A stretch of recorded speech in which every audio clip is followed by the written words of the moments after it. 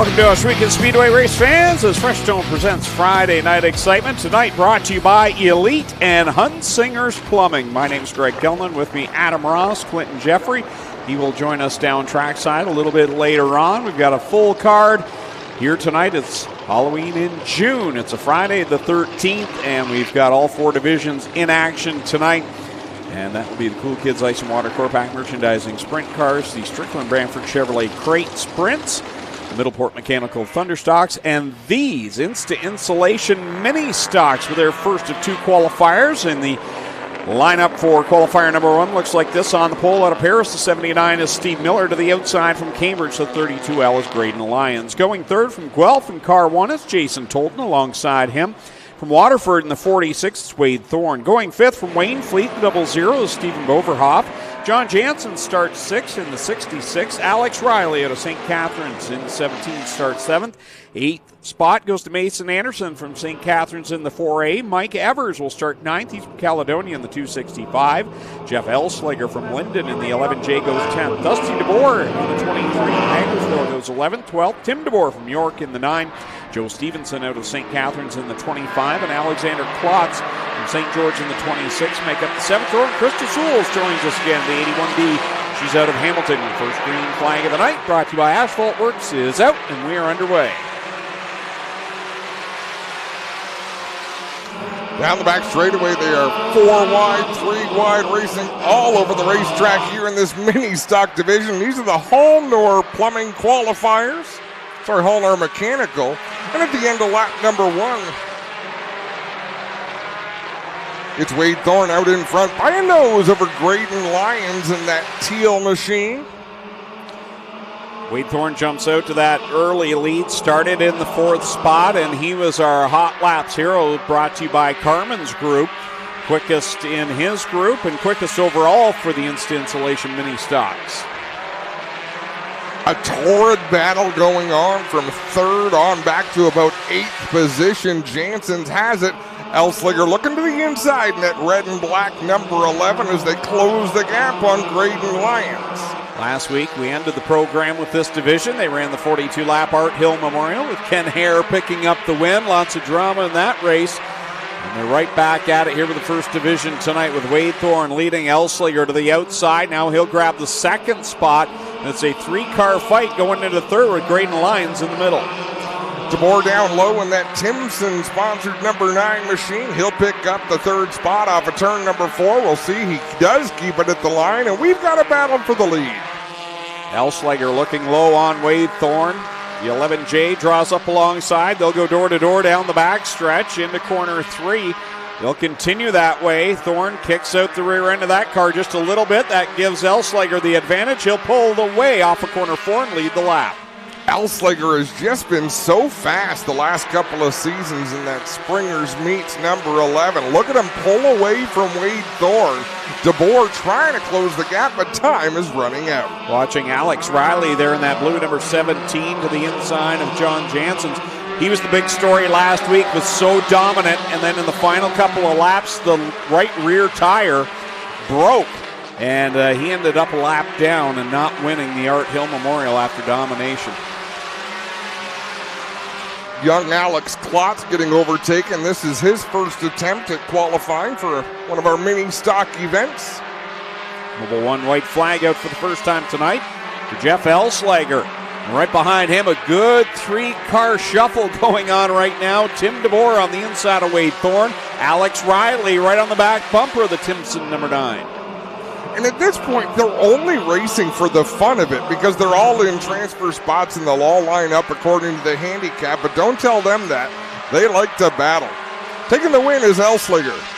Tim DeBoer 2nd, Alex Riley 3rd. Then it's John Jansen's 4th. 5th will be Mason Anderson. 6th, Wade Thorne. 7th will be Dusty DeBoer. 8th, Graydon Lyons. 9th will go to Mike Evers and Joe Stevenson. 10th, Stephen Boverhoff, Jason Tolton, Steve Miller, and Alex Klotz rounding out the field. 2nd of 2 qualifiers heading out onto the racetrack for the Insta Insulation Mini Stocks. Again, brought to you by Hallnor Mechanical.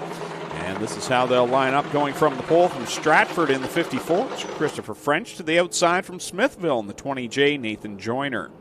Lining up third from Ancaster in the 16 is Fabio Oliveri. And second quick in our Carmen's Hot Lap session tonight, Doug Erskine. Good to see him up there on the speed chart in the 44. He's from Brantford. Starting in fifth from Smithville in the 6X, it's Mike Sarantakos. And going from the 6th spot from Waterdown, the 01 is Tristan De Silva. Lining up 7th out of Chippewa, the X car, that's Jeremy Cooper. And going 8th is Bill Pearsall in the 38P. Starting 9th, Nick Erskine from Brantford in the 64. And going 10th, last week's winner of the Art Hill Memorial, Ken Hare out of Niagara Falls in the 5K. Starting 11th, Jillian Hills, the defending champ, had a rough week last week. She's from Dundas in the 32. Joe Dirt lines up 12th out of Welland in the 30. Brady Cox from Fergus in the 15 starts 13th. And in the back part of the field in the 14th spot, John Lubeck joins us for the first time in 2025. He's from Port Colborne in the 14L. And the Pinball's back after a rollover as well in the 11. He'll start 15th. Different car, though, for the Pinball.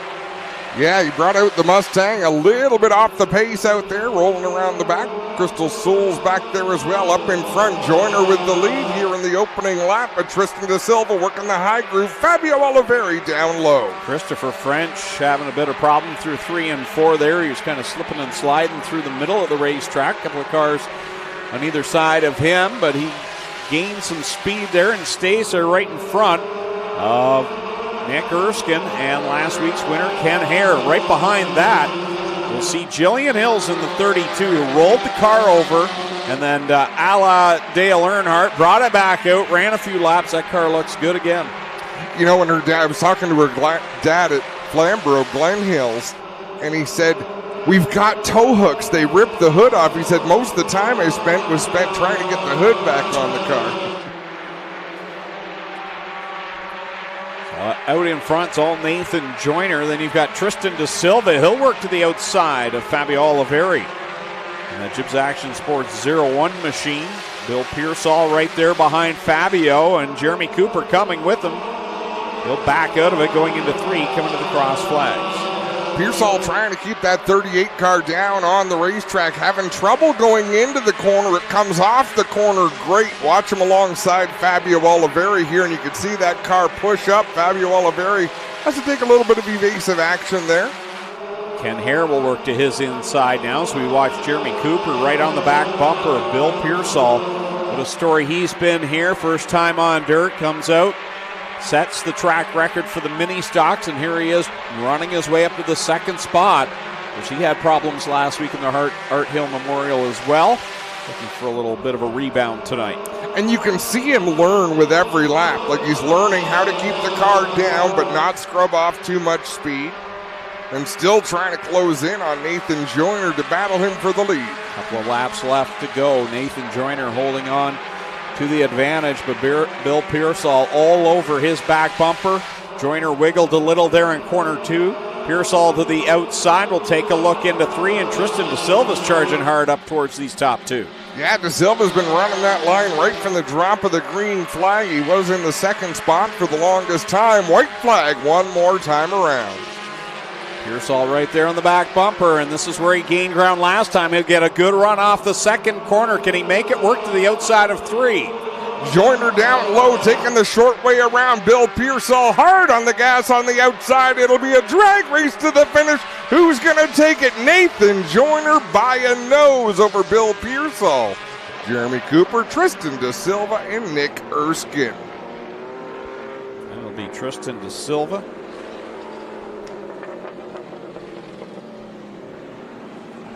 Ken Hare, Fabio Oliveri, Doug Erskine, Jillian Hills back there in 9th. Mike Sarantakos rounds out the top 10. Take a look at this finish as they worked off of corner 4 on the Creekside Construction replay screen down in the infield. And Joyner gets him by a nose as we get ready for the first of 3 qualifying heats. 28 cars in total here tonight for the Cool Kids Ice and Water Core Pack merchandising. 360 sprint cars. This is how they'll line up for Plastic Auto Recycler Heat Race number 1. On the pole out of Binbrook in car number 9, it's Liam Martin alongside of him. The 2023 champ from Stevensville in the 71, Mike Bowman.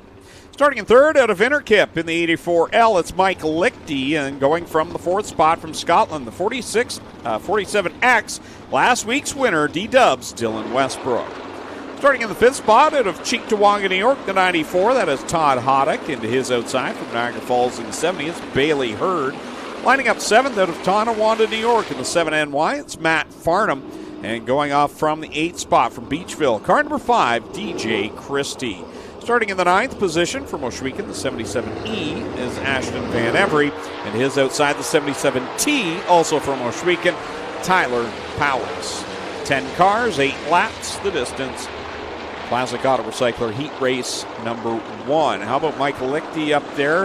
Up in the, he was 4th fastest in this group during the Carmen's Hot Lap session. Of course, Dylan Westbrook the quickest. He'll get shuffled back to the 4th starting position. He was the Hot Lap hero, but nonetheless, impressive run for Mike Lichty in Hot Laps. Speed is not the challenge for Mike Lichty. He can go fast. It's his racecraft he's been working on. Let's see what he's worked out here as we head towards the green flag. Asphalt Works green flag goes in the air for the first of 3 qualifying heats, and D-Dubs wasting no time. He's to the 3rd spot, challenging to the outside of Mike Bowman into 3. Liam Martin leads the way. Mike Bowman down low. They'll race side by side to the start-finish line. Martin by a nose. Bowman on the bottom, Martin on the outside. They'll both wash up the banking in corner number 2. Martin holds on to the lead. Down low they go through 3 and 4, and Martin able to pull away off of 4. That was quite a battle between Bowman and Martin. Liam Martin with fearless youth wins that battle as Dylan Westbrook will pick up the 2nd spot from Bowman and set his sights on Liam Martin in the number 9. Westbrook now making a charge towards Martin. A good battle behind these 3 as Bailey Hurd right now racing with Mike Lichty. Put Bailey Hurd into the 4th spot. Now DJ Christie will try to work by the 84 of Lichty. Christie drives to the inside, powers on past in that GSR number 5. Meanwhile, Liam Martin's lead is shrunk to about 5 car lengths over Dylan Westbrook. Less than that as they exit turn 4. 5 on the board, 3 to go. D-Dubs trying to track down the leader, Liam Martin, as he works off of 2. He is so good off the bottom of 2 right now in these qualifying heats. It'll be 2 to go this time by. Westbrook draws up even. Martin still had him. It was close, but Liam Martin continues to lead. Washes up a little bit in turn number 2. Westbrook noses out ahead. Mobile 1 white flag is out, and it's Dylan Westbrook by about 2 car lengths now. Out ahead is DJ Christie behind that. Makes the pass on Bailey Hurd. That's for position number 4. Final time through 3 and 4. Checkers are out for Dylan Westbrook. Liam Martin going to come home 2nd. Mike Bowman 3rd. Christine in 4th. Bailey Hurd rounds out the top 5. Dylan Westbrook goes from 4th to the win in Classic Auto Recycler Heat Race number 1 for the Cool Kids Ice and Water 4-pack merchandising sprint cars. Continues to flex his muscle. Winner last Friday night, the first points race of the year for the 360s here at Ohsweken. Of course, 2 weeks ago, it was an Empire Super Sprints event, and then we had the 2 World of Outlaws shows. So this is just night number 2 for this division in their points chase, and Dylan Westbrook so far undefeated. Heat number 2 out onto the racetrack on the pole out of Dunnville in the 15. It's Ryan Turner alongside. Had a good run in the Carmen's Hot Lap session. The 19D out of Hamilton, it's Alan Downey.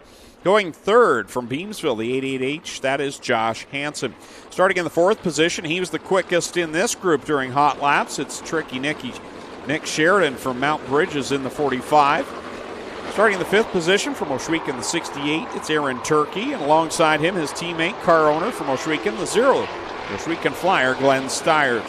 Starting 7th out of Dunnville in the 46, it's Kevin Pauls. Going off in the 8th spot from St. Williams in the 21 is John Burbridge Jr. And Alan Galetta will start in the 9th and final spot. He's from St. Catharines in the 22 junior. You know, great looking fields of cars in every division, Greg, but always good to see the 360 sprints jam-packed. It's not a cheap class to run.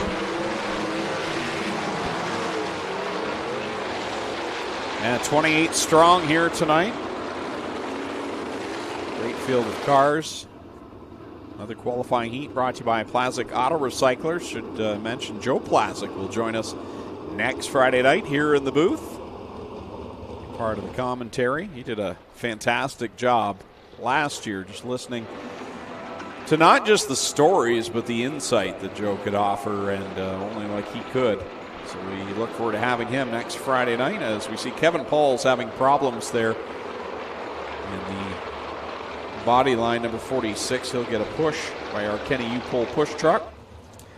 Joe Plazik is unbelievably relevant for a driver who really hasn't raced competitively in, I want to say, almost 20 years. Tends to be the case with the drivers that leave in their prime, right? I think that's fair. You leave the fans wanting more, so it's like, where's Joe? A similar example to me would be Warren Coniam, who retired in 1987. And still, if he goes to Ohsweken Speedway, he has to go up into the tower, get on the PA with them for a while and have a visit. That's a couple of years ago. I'm just waiting for the field to go by, and then I think Kevin Pauls will fire and join the tail of the field. He's hoping it will fire at least, but so far there's been no ignition for the 46. Which is a shame. Kevin's been looking racy here in 2025. He's really picked up his game. I mean, it was tough for him. I don't know how much racing he did before he jumped into a sprint car, but I don't think it was a lot. He was in Thunderstocks, was he not? Yeah. But he didn't spend a whole lot of time in that and decided to bite the bullet, jump into our premier class. Asphalt Works green flag out. Ryan Turner, Alan Downey, and Downey gets the advantage. Now here comes Nick Sheridan. He thought about going through there, and now he'll dive to the inside and get by Alan Downey. Downey going to try to cross him over, but Nick Sheridan awfully quick in that APC 45. But here goes Downey, sliding to the inside. Nick Sheridan made it stick there on the outside of corner number 2 as they come off the 4th turn. Lap number 2 goes on the scoreboard. Downey riding in that 2nd spot. Then it's Turner and Hansen. Glenn Stiers riding in the 5th position. You know, we talked about Kevin Pauls improving. How about Alan Downey? He's showing a lot more speed. Had that tough break with the World of Outlaws early in the season, but he's out there in that 19 machine, hanging on to 2nd place handily over Ryan Turner in the 15. Cross flags up in the air, this time by for Nick Sheridan. Of course, he was the winner 2 weeks ago with the Empire Super Sprints, and he's got that Pride Seeds 45 smoking out in front. There's Alan Downey riding in the 2nd spot with Ryan Turner trying to track him down. He's whittling away that separation. Yeah, I don't know if he's got enough to get there. I love the line Downey's running in 1 and 2. A little bit lower on the racetrack.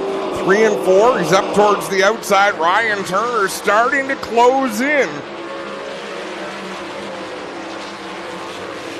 Nick Sheridan can see the back of the pack. Ellen Galetta is right in front of him as he works through 3 and 4 and comes to the mobile 1 white flag. One more time around. The battle to watch is Alan Downey, Ryan Turner. He's closed the gap. Someone's engine sounds funny to me as Turner closes in on Alan Downey. Can he make a move down into 3 and 4? Downey going to run the bottom groove in 3 and 4. He hasn't done that all race. He'll hang on to 2nd place. Nick Sheridan with the win. Ryan Turner comes home 3rd. Josh Hansen 4th. And the boss, Glenn Stiers, rounds out the top 5. Aaron Turkey, John Burbridge Jr., Alan Galetta, and Kevin Pauls will include the running order.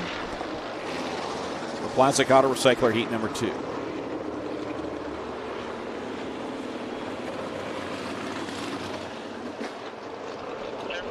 Two complete, 1 to go for the 360 sprints. They're buzzing over there on the warm-up track.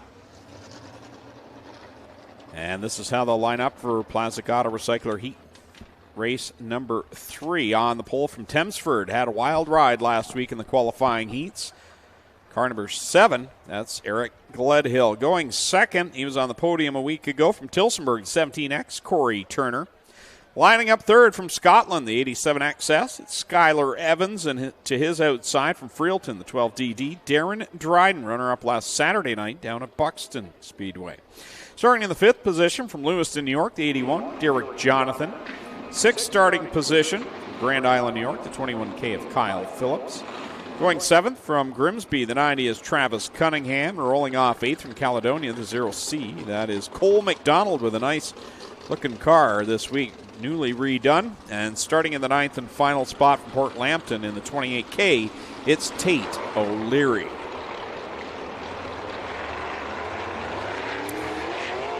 We don't see a lot of Tate O'Leary. He was out here for both nights of the World of Outlaws event. Attempted to race in all 4 races, both Outlaws shows plus both support shows.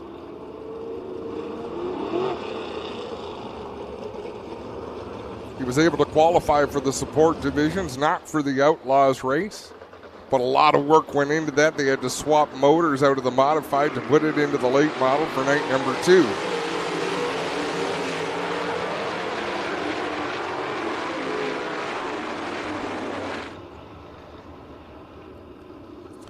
Well, this field locked and loaded, ready to go.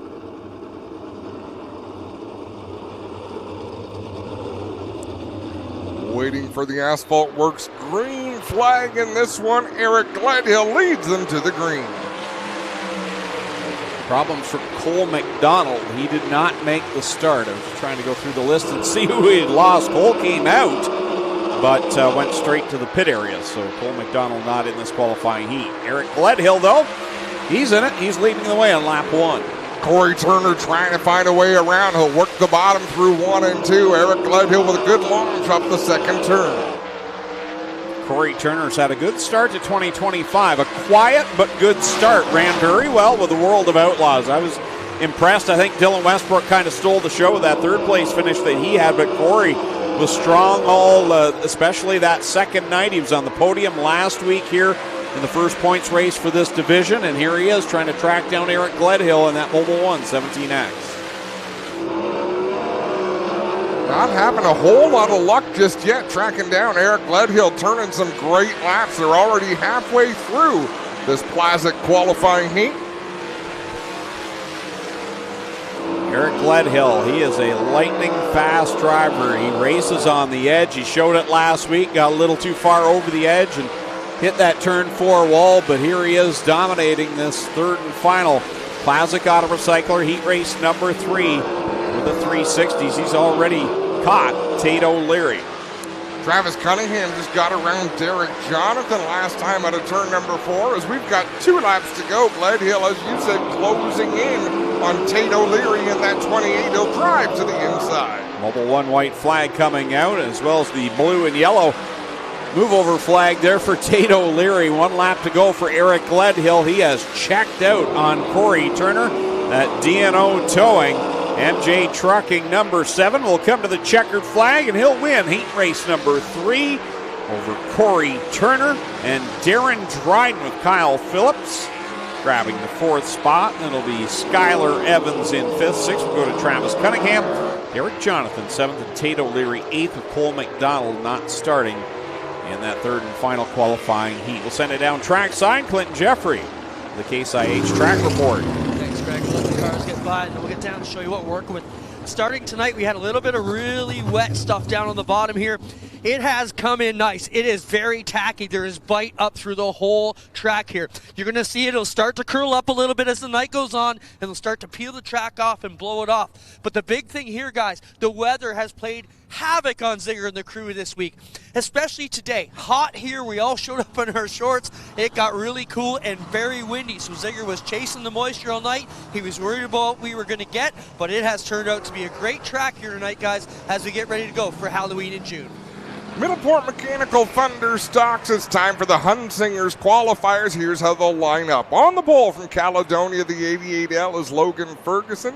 Mike Thorne in the 55 starts second. Keith Dale in the 26. The 62 is Brian Passetti. 43 is Kyle Andrus. George Grossel in the 03. The 427 is Smokey Tim Phelan. Ryan Dinning in the 8. John Overholt in the 96O. Mike Plazinga in the 93K. Mitch Petta in the 77. Trevor DeBoer in the 23. Ryan Beagle in the 84 RK. Rob Murray in the 99. And Bella General in the 13X.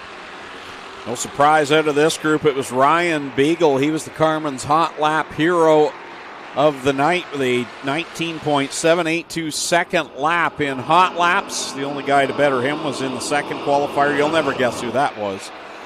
Dave Bailey. I would have guessed. Bella General off in the infield, so she'll be done for this qualifier. How about that start for Rob Murray, a driver who's not in the handicap, had to start all the way at the back, working his way into the third spot. Yeah, already to the inside of Ryan Dinning on the back bumper. Mike Thorne as they work off of corner number 4. The 99 is hooked up and ready to go. Not a big surprise. Rob Murray does travel, especially in the later season races with the duel on the dirt, and he's always good no matter what track he's at. And here he is, challenging Logan Ferguson for the lead.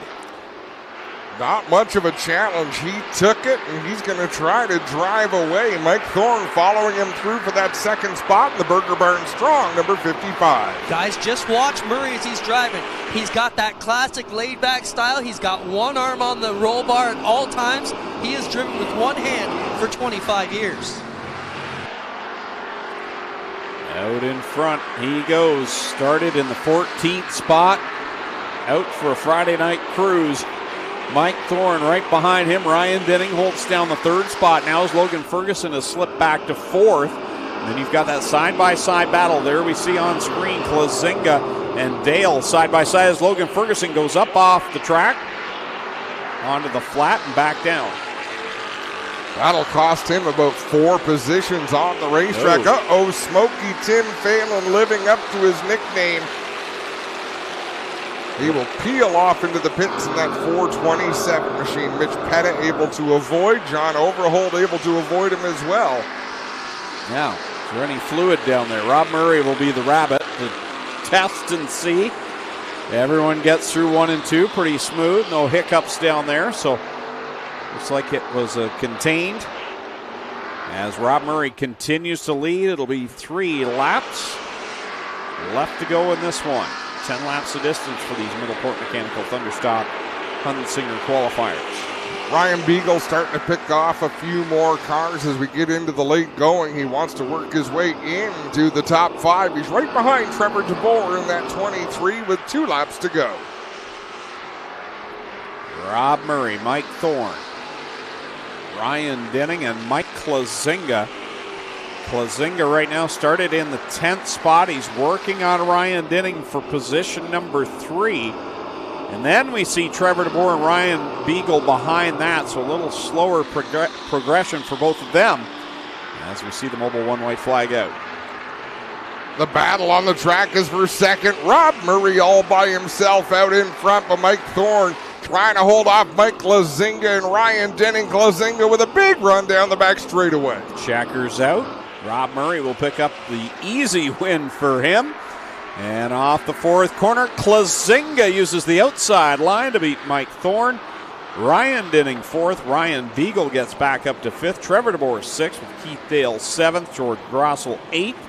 9th will be to Logan Ferguson. 10th, Brian Passetti. Then it's Mitch Petta, John Overholt, Kyle Andrus, Tim Phelan off early, as well as Bella General.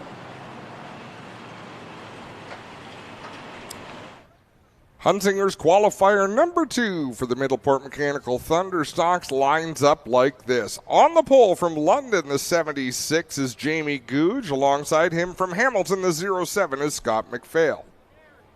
Row 2 on the inside in the 11 from Thorold, it's Go Fast Teeple. Beside him from Grimsby, the 17 is Rob Disher. Starting 5th from Wellandport, the 222 is Nick Massey, and starting 6th in the 13 from Brantford, it's Casey Huffman.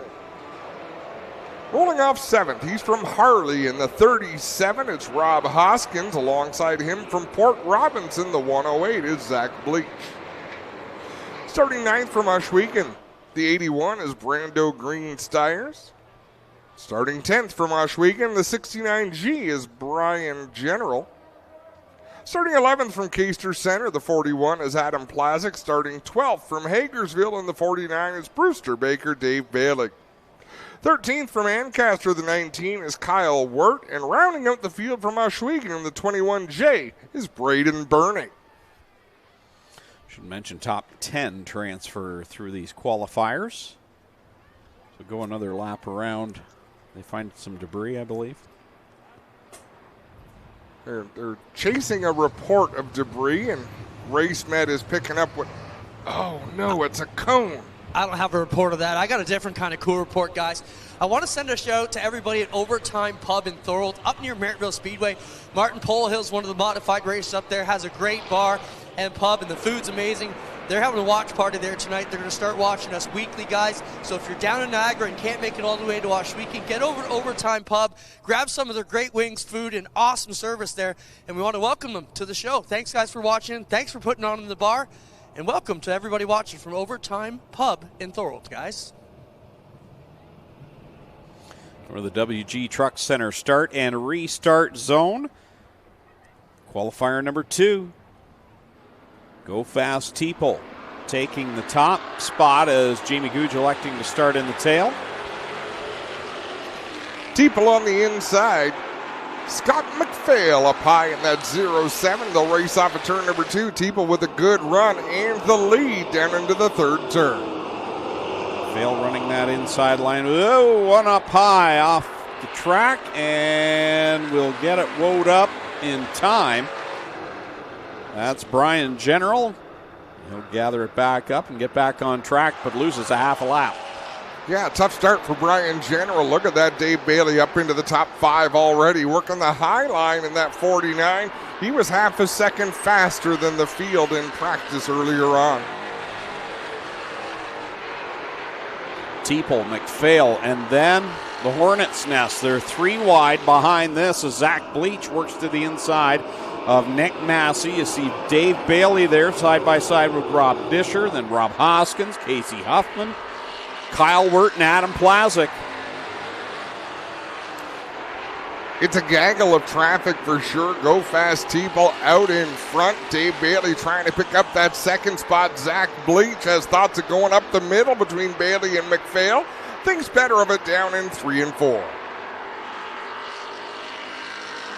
6 to go, this time by the flag stand. It's Go Fast Teeple, but on his back bumper, Dave Bailey. And that Queenston Chevrolet, Gibbs Action Sport 49. They'll go down into corner number 3. Bailey pinned to the bottom, and this time by he'll see the cross flags, and he'll do it as the leader as McPhail goes around. Oh, man.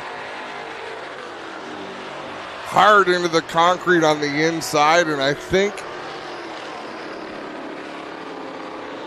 once he started to go around, I'm sure he knew the only way to not take out much of the field was to jump on the throttle and spin that car out, but he just got too much bite. I wonder how Jack's shorts are right now. He had to jump back from the wall there. Well, he didn't have to. The concrete would have knocked him from the wall. How's your shorts, Jack? Ooh, I might need to change after that one. Well, guys, you can see he's got a flat right front on the car. The body's pushed in. And what I got to wonder is, did they knock the rear end over at all? Oh, they had to, Clint. Because it looked great. It don't look all that solid back here, but we'll see. Todd Gordon builds a good car. They did a lot of work on this over at Concept One Fabrication. We'll see how it goes here. Zigger's right in there. Jackie, you're going to have to move so they can fix these blocks. Just step a couple of steps back, and you'll be good. And we'll work on getting this one picked up, guys. And like we said, Clint, if we get a look at what happened there, I'm sure we'll have a look of it. He started to spin and then kept the car spinning. You try to save it at that point, you're just going to make a big mess. So he kept the car spinning, but it came down the banking at a tremendous rate. If the track was slicker, Greg, he could jump on the throttle and just do a donut. Yeah. But because the clay is so tacky, he got some grip on those rear tires. In fact, Clint, maybe ask him about it. Scott, you okay? That looked nasty. Now, your car finally started to look good the last couple weeks. It looked fast. What happened here in turn 4? I ran out of talent. Just rusty, ran out of talent. Well, it's big of you to take it on yourself. So there you hear him, guys. Says his own mistake. But the car don't look all that bad. I'm sure they can get this one fixed, guys. Tell you what looks bad is his rib cage. You see, he was walking with a little twisted up. That was a hard shot into the inside wall, and as flush as he hit it, that'll make you sore from your underarms all the way down to your knee. Yeah, these aren't styrofoam blocks we're playing with here. They're heavy. And that was a solid impact, obviously, to move them as far as they did as well. Multiple blocks. Yeah. That's okay. Ziegler loves getting out there in his toys.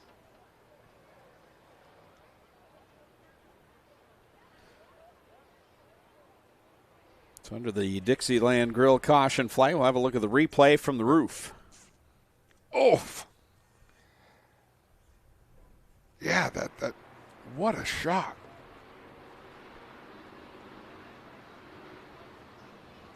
I mean, there's a few drivers out there who could probably go down and thank Scott after the race for clearing himself out of harm's way, but boy, he paid the price.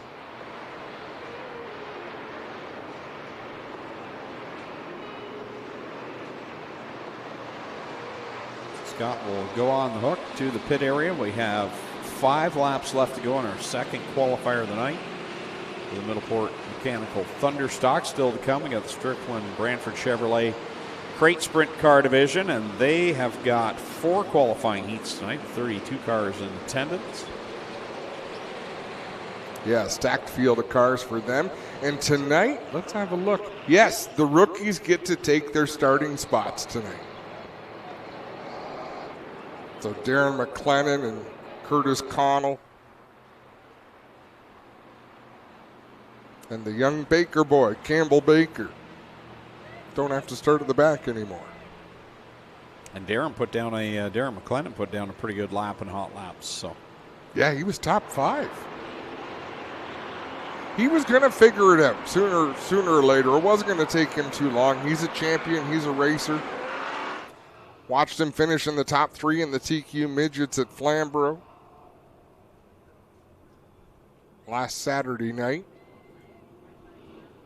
All right, coming back to the green flag through the WG Truck Center restart zone that's been reassembled by Ziegler down there. And we get back to the Asphalt Works green flag. Dave Bailey sets the pace. Go fast people to the outside. And Zach Bleach right there in tow in the 108. Off of turn number 2, Dave Bailey out in front by himself. Zach Bleach side by side with Go Fast People. They've got a bit of a gap back to Nick Mazzy, Rob Disher, Kyle Wirt going way up to the outside. 4 laps left to go in this qualifier. 10 laps the distance. Brought to you by Hunsingers, Nick Massey. Oh, now we got General around it. Oh, almost got clipped there by Braden Burning. And then Brando Green Steyers got sideways in 2, but we stay under the green flag. They're great sportsmen, these Thunderstock racers. Keep the green flag out. Dave Bailey walking away from the field. Look at that last lap. About 0.3 of a second quicker than Zach Bleach in the 108. 2 laps left to go for leader Dave Bailey over Zach Bleach, Go Fast People, Casey Huffman. And now Kyle Wirt into the top 5. Kyle Wirt not racing full-time this year, so that's going to hurt him in the handicap, but he'll only have to start at the back where he really would be anyhow if he was in the handicap.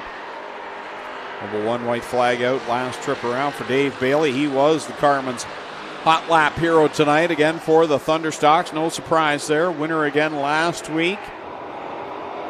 We're going to make it 3 in a row here tonight. Starts off in the right direction. He's going to pick up the Hunsingers heat race win. Coming home in second is going to be Bleach, followed by Teeple. What? Do you ever go to say really dumb things? Why was it going to say Casey Musgraves in that? But she's a country singer, Kelsey Musgraves. These are things that cross my mind. Casey Huffman finishes 4th, rounding out the top 5 is Kyle Wirt. It's time for some more sprint cars. It's the Strickland's Brantford Chevrolet Crate Sprints. Their qualifying heats are brought to you by DJD Graphics. On the pole, it's the Elder Statesman. From Ohsweken, the 9C is Brian Nanakoke. Alongside him from Stony Creek, the 24A is A.J. Lewis.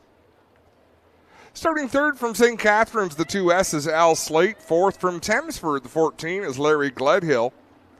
Fifth out of Peterborough, the number 8, Curtis Connell. Sixth from Ancaster, the 16X is Keegan Baker.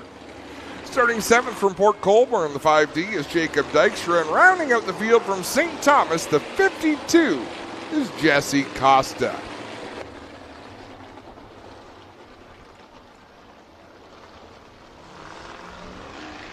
Jesse Costa was tonight's Carmen's Hot Lap hero, quickest in this group. And in fact, he was the quickest of all the crate sprints and hot laps tonight. Looks like Curtis Connell elected to start at the back. Who are we missing? Whoa. That's a close quarters race up to the green flag. They're still touching one another. That got real crowded out there. Is it Keegan Baker missing? Oh, there goes Curtis Connell off the banking. He's going to bring out the Dixieland Grill caution. No, Keegan Baker's out there. Why am I so dumb?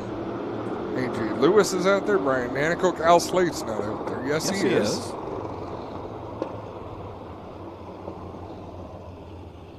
We'll figure that out. There's 8 drivers on that list. Yeah, and there's 8 cars on the track. Curtis Connell's up off the banking. Oh, you're right. I thought there was one missing from the last row. Mystery solved. That's 45 seconds of your life you can't get back.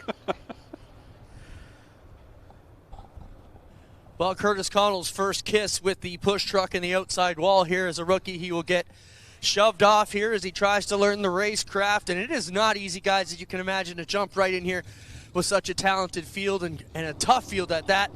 Connell gets the 8 fired up and we're ready to go. Innocent spin as he gets up off the banking. Beautiful looking number 8, Connell's Construction sponsored entry.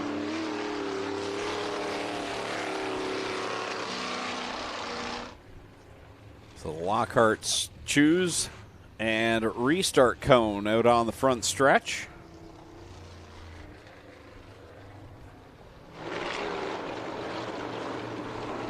A.J. Lewis will lead us back to green in that white number 24. Brian Nanakoke in the 9. Keegan Baker in the 16. Jacob Dykstra had a great opening lap. Worked his way up to the 4th spot. Carter Long, green flag in hand. Off they go through the WG Truck Center restart zone. And we're back at it.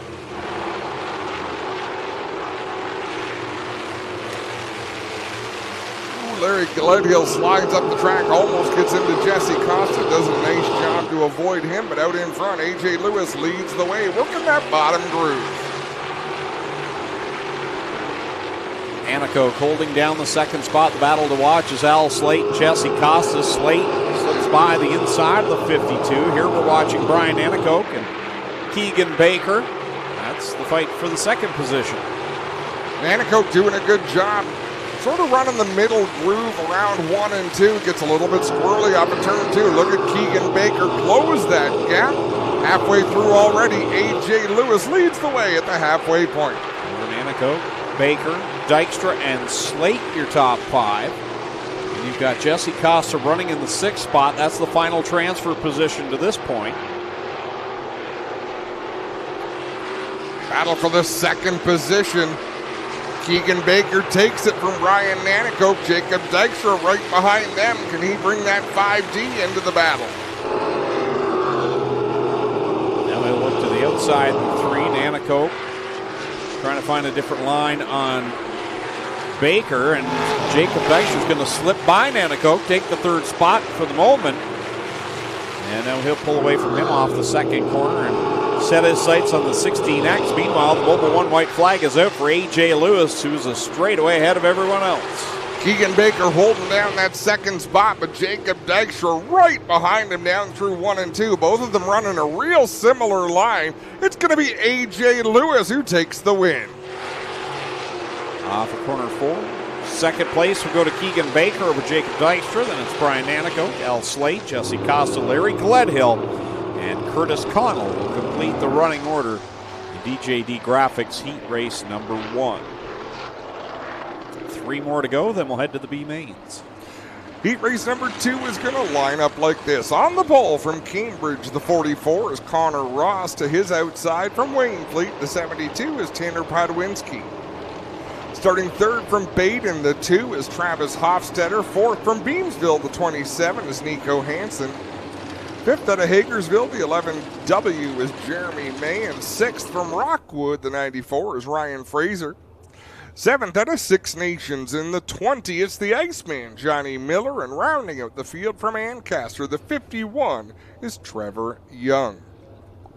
Going to wish a happy birthday, happy 11th to Tucker Finnemore. Tucker Finnemore having a birthday party at the track here tonight. Happy 11th, Tucker.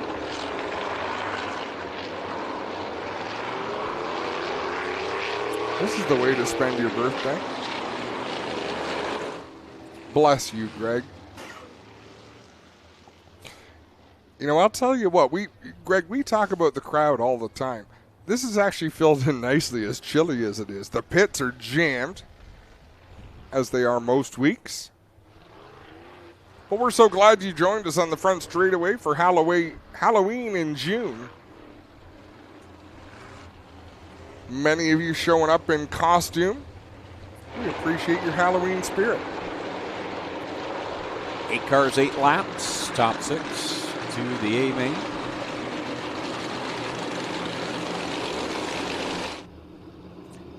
Tanner Podwinski on the outside of the front row. He was the quickest in this group during the Carmen's Hot Lap session.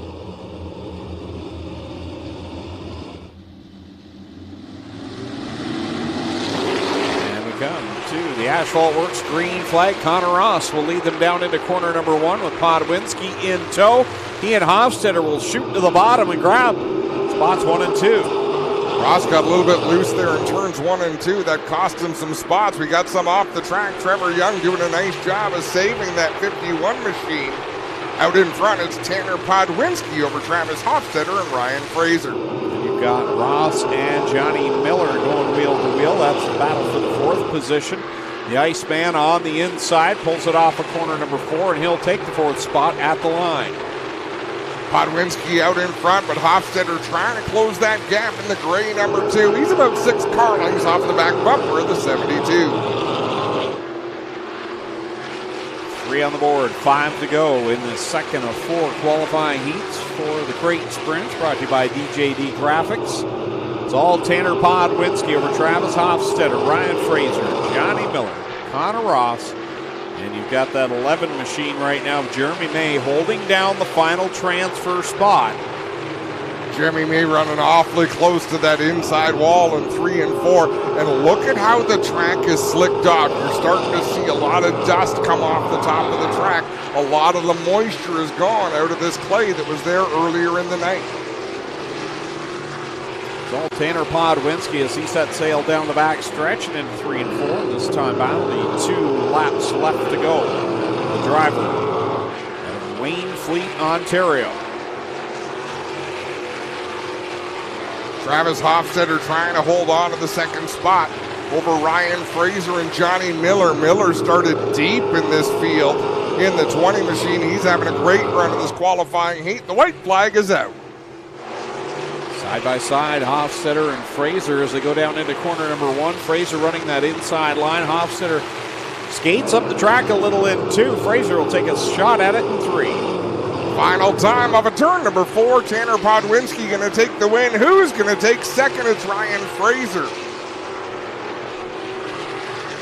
Over the 2 of Travis Hofstetter, Johnny Miller, and Connor Ross running out the top 5. Jeremy May, Nico Hansen, Trevor Young will complete the running order, so Hansen and Young will go to the B main tonight.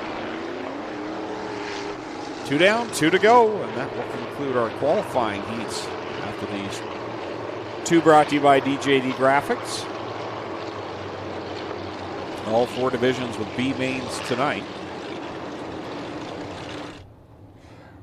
We start 28 cars in every division except for the Middleport Mechanical Thunderstocks. In that class, we start 24. Heat race number 3. Gonna line up like this. On the pole from Mossley, the 3S is Austin Rose. Starting second out of Brantford, the 88 is Lance Erskine.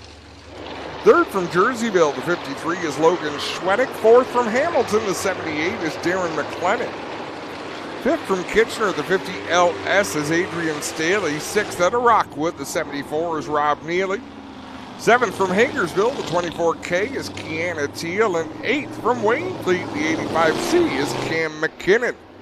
McKinnon was quick in hot laps earlier on. Carmen's hot laps. How many former TQ midget racers do we have? 3 of them, and they're all starting right together. 4th, 5th, and 6th.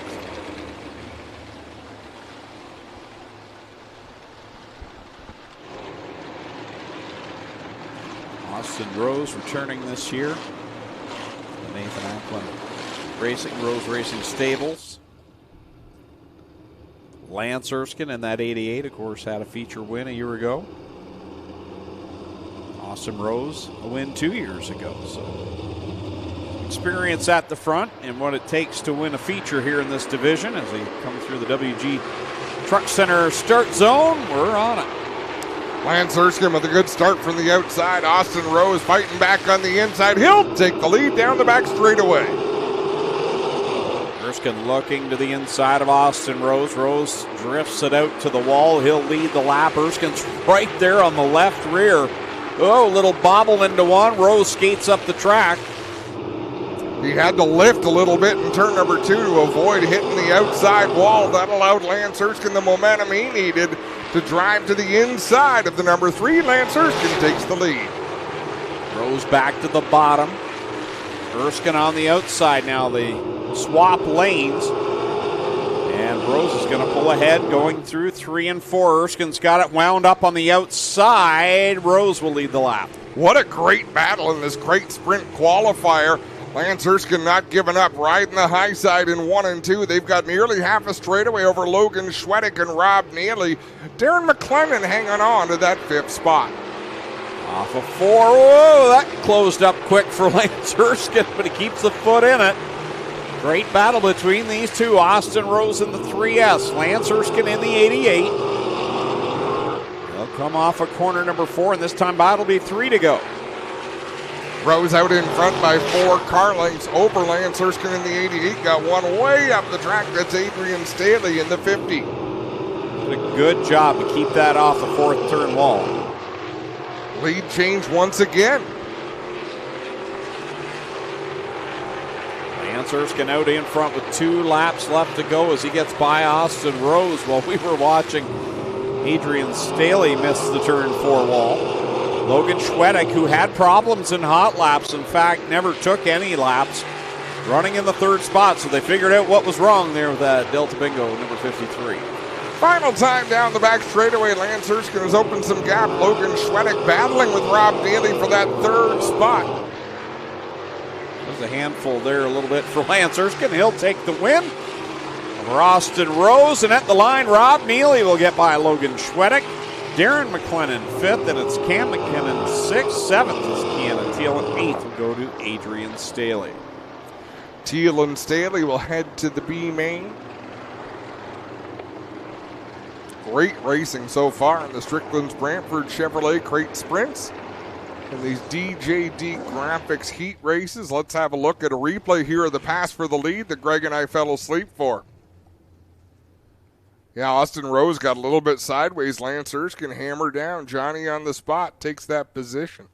Well, we didn't fall asleep. When a guy's plowing towards the corner 4 wall, we're going to watch Listen, when you miss a lead change, we have not done our job. We did not understand the mission. But I agree. You always look for what's about to be spectacular. Final heat race number 4 is going to line up like this. On the pole from St. George, the 69K is Ken Hamilton. Starting second from Cortland, the 5 is Tom Pellizzari. Third out of Wainfleet, the BS39 is Brett Stratford. Fourth from Ohsweken, the 28T is Cam Thompson. Starting fifth from Georgetown, the 2M is Steve Murdoch. Sixth out of Ancaster, the 26X is Campbell Baker.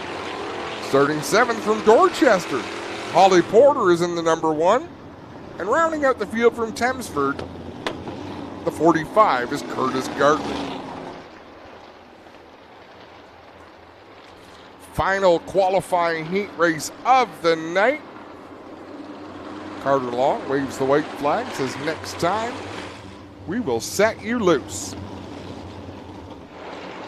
Brett Stratford in that BS39. He had a second quick overall in hot laps. The Carmen's hot lap heroes. He was a hero again after winning last week. In fact, he called the shot. He was down there for the Nathan Ackland Top Gun Award and then said, see you in 20 minutes. What do you know? He was down there in victory lane.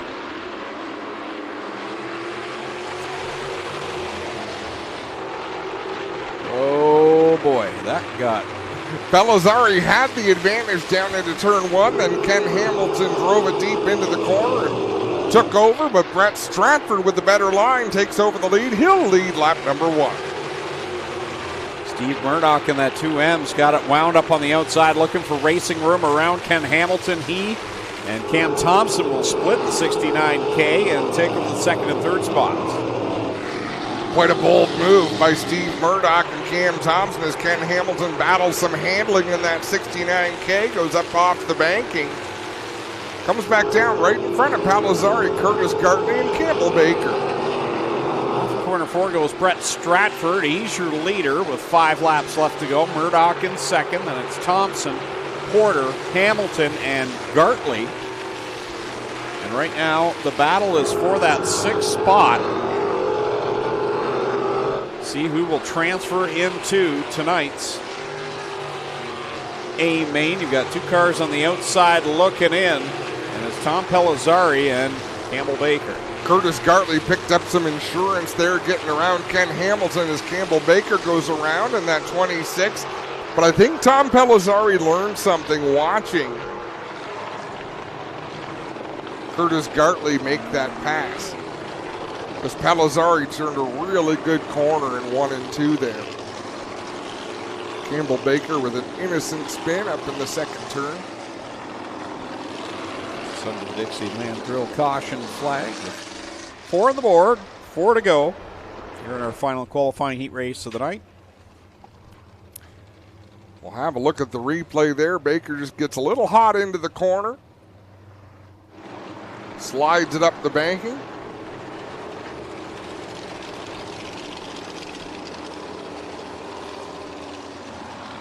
Tom Pellizzari and Ken Hamilton are driving closer under caution than they did under green here. They close into the back of the field. Campbell Baker's car fires there in turn number 2, and we should be able to go back to green flag racing. Uh-oh, Chris is on the move. Where's the cone person? Well, Race Med was doing that earlier. Now it's back to Chris. Run, Chris. Man, oh man.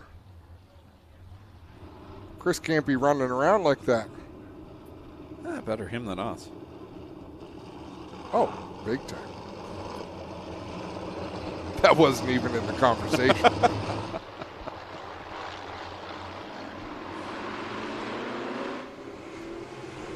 Asphalt Works green flag back out. Oh, Pellizzari goes to the inside of the Lockhart's restart cone, so he'll lose a couple of spots there, and that's important because he's in a position where he could get into a transfer spot.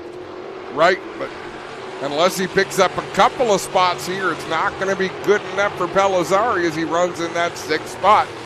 Steve Murdoch up on the outside, Brett Stratford out in front by about 10 car lengths, and Holly Porter always with the most pitch in her wing of anybody out there. 2 laps left to go for Brett Stratford over Steve Murdoch, Holly Porter, Cam Thompson, and then you've got Curtis Gartley, and then you've got the 5 of Pellizzari, who I assume is going to be penalized, the 2 spots, which would put Ken Hamilton That's the final transfer car, but he's battling with Campbell Baker. Campbell Baker trying to close in as the white flag flies. Brett Stratford out in front. He's going to take this qualifying heat win.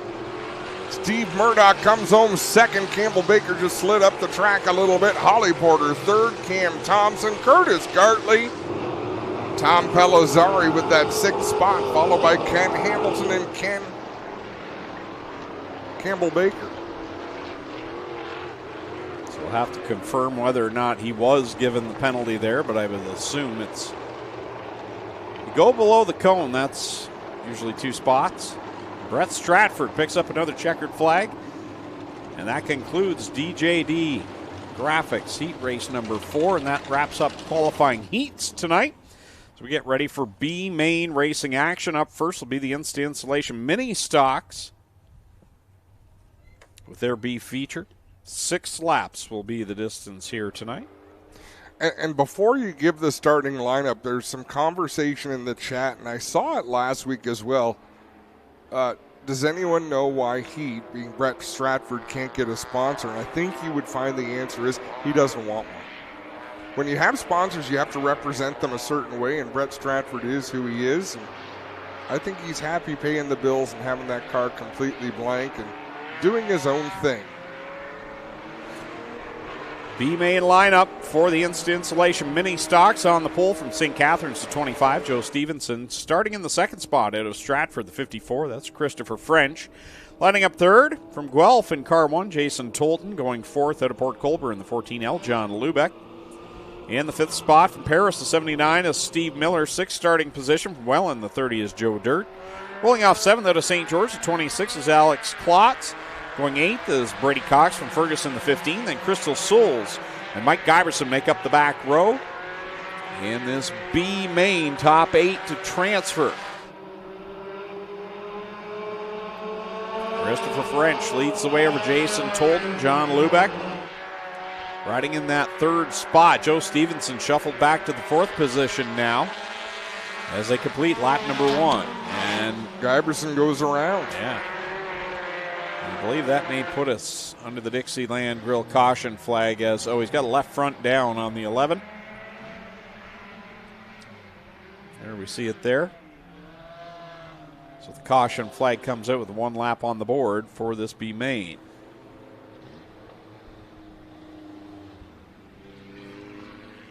Rough couple of weeks for the pinball.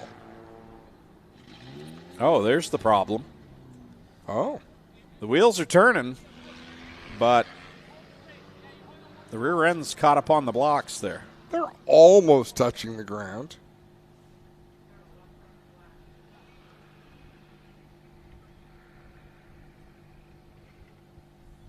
At least he stopped right side up this week. Don't let that block set down on your foot there, please. That would hurt. Be like a cartoon injury. Wow. You'd see it swell up. There you go, Zigger. We don't need a tow truck. We'll just shove you off our blocks. Come on, Pinball. He does have that flat left front, though, guys, so we'll see what happens here. He thinks he's getting a push. It's just Zigger pushing the blocks from the backside. Here we go. So Pinball can drive away, and we'll back everybody back up here so they can adjust the wall a little bit more. But things look good, guys, except Pinball's got that flat left front. I'm not convinced that'll negatively affect the handling of his race car. Pinball can do it. Jack's running out of shorts down here, guys.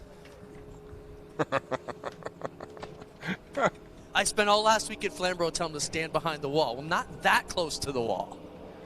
Oh, Naked Jack. It's not a bad nickname. I got a couple other announcements we want to mention. Hey, Aaron Turkey, guys, is getting married here at the Speedway next Friday night to Madison. So want to wish them the best as they celebrate their wedding here. Did you know we hosted weddings here, guys? Who's officiating? Greg. Perfect. No, I'm not sure. They asked for you, but they wanted to have a real serious marriage. Well, see, that's their first. No, I won't go there.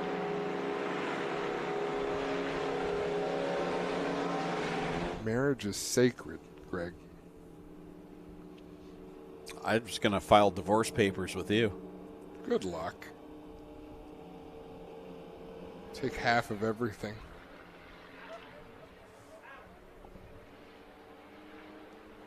Adam, you're being paged. I'm being paged by the race director. Through the WG Truck Center restart zone.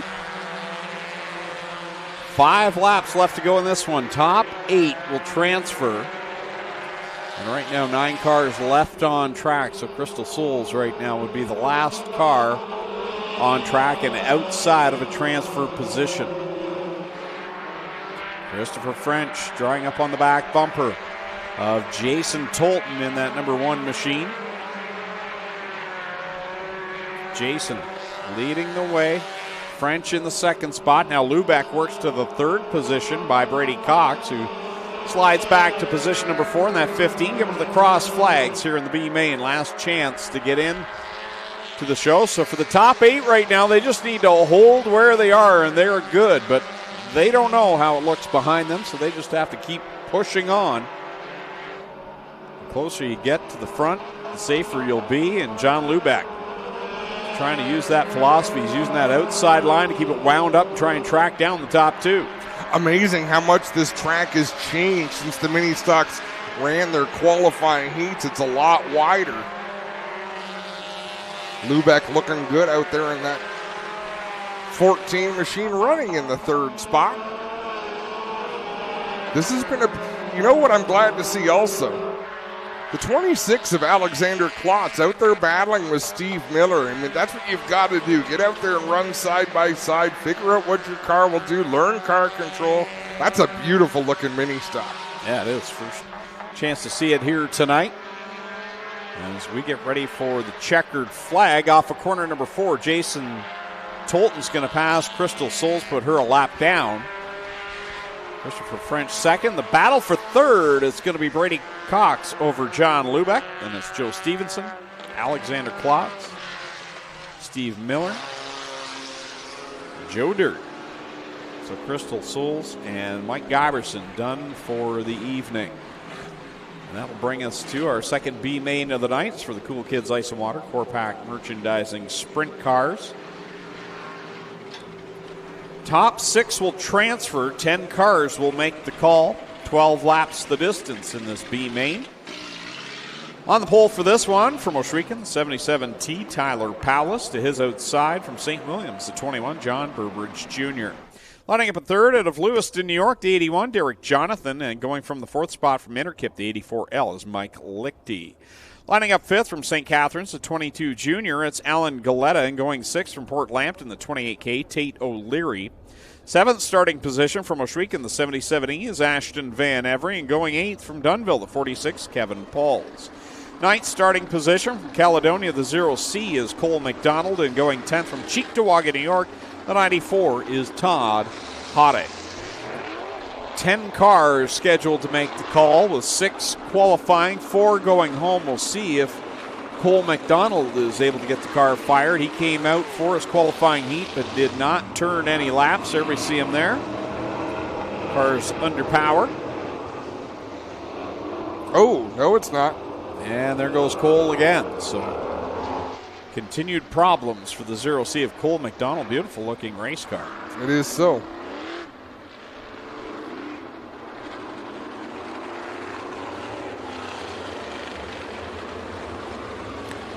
Top 4 will transfer into tonight's feature event. We lost, of course. Kevin Pauls did not make the call. He is the other driver. So 10 were scheduled to go. 8 are out there. Top 6 transferred. So 2 of these 6 drivers will go home. Through the WG Truck Center start and restart zone. Carter Long with the green flag in hand, and we're underway. The last chance qualifier for the Cool Kids Ice and Water Core Pack Merchandising Sprint Cars. Whoa, Tate O'Leary goes around. Alan Galetta almost cleared him out. Under the Dixieland Grill caution flag without a lap on the board. Hang on to her, Tater Chip.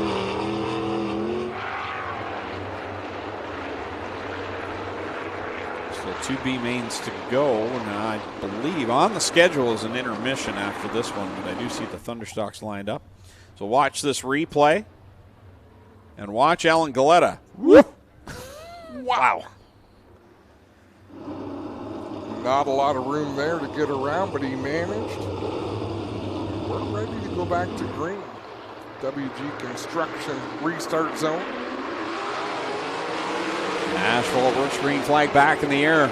Derek Jonathan, the driver to Lewiston, New York. He'll take command of this one. Here comes Ashton Van Every. Good run off the bottom in corner number 2. Now he'll look low, and Derek Jonathan off of corner number 4. Great couple of laps for Ashton Van Every to start this one. He's up into that second spot, trying to track down Derek Jonathan in the 81. And we are under yellow as Galetta goes around in turn 1. Yeah, good call, Adam. Ashton Van Every started last on the inside in this qualifying, or B main, we should say, last chance qualifier. He has moved up into second. What a run for him here. I thought he was headed to the pits there. He was up there cooling the tires. The other one I want to mention is Kevin Pauls. You know, he had trouble in his heat, not going to make it out here. Kevin messaged me around 4 o'clock. He was still at the hospital, cut his hand really bad. He was getting stitches, but said, I'm on my way. So all the best, Kev. Hope you heal up soon. Hopefully the cut wasn't too bad and you got well taken care of at the hospital today. So all the best.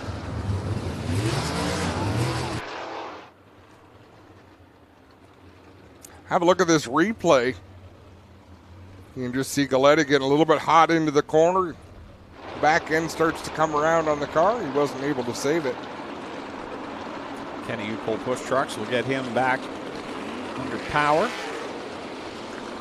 9 to go now here in this B main. Still being called to double it up. Should see the Mobile 1 white flag this time by, and then we'll get them going again. 6 cars looking to transfer. As we get ready for points night number 2, the A main for the 360 sprint cars.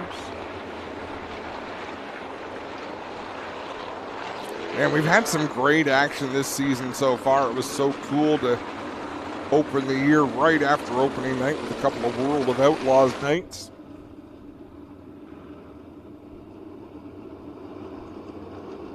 Hard to believe it's only the second points night for these 360 sprints. Carter Long with the Asphalt Works green flag in hand. Eric Jonathan will set the pace through the WG Truck Center restart zone. And we're on at Ashton Van Every, though, will grab the lead as he comes off of corner number 2. He's going to stretch that by about 8 car lengths. Van Every way out front, leaving Tyler Powles, Derek Jonathan, Trey Hoddick to battle for the second spot. Trey. Oh, my goodness. Todd Hoddick to battle for the second spot. Oh, man. Clint, I quit. He said it. Ashton Van Every, Tyler Powles, 1 and 2. Derek Jonathan hanging there in the 3rd spot. And you've got Todd Hoddick running in that 4th position. He's closing in the 2 New York State drivers, duking it out for the 3rd position. Right now it's Tate O'Leary and Alan Galetta, the 2 cars on the outside looking in.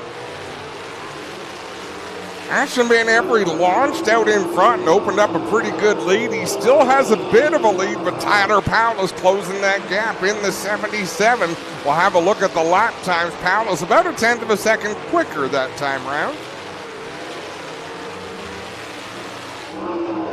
This time by the cross flags for Ashton Van Every. Made the jump last year from the crate sprint car division up to the 360s. And has been doing a fantastic job in that 77E. Set sight on completing lap number 7 this time by. Looks like Van Every settled into a groove there in that 77 machine. That time he was a little bit quicker than Tyler Powles, so they're sort of swapping faster laps right now as Mike Lichty closing in on Derek Jonathan to battle for the 4th spot. Leaders will see a little bit of lap traffic here, I think, before this is done. Alan Galetta is right in front of Ashton Van Every and Tyler Powlis. Then you got Tate O'Leary in front of him. Laps winding down. It'll be 3 laps to go now for Van Every. Wow, Derek Jonathan way up the racetrack in turn number 4. That allows Mike Lichty to skate away.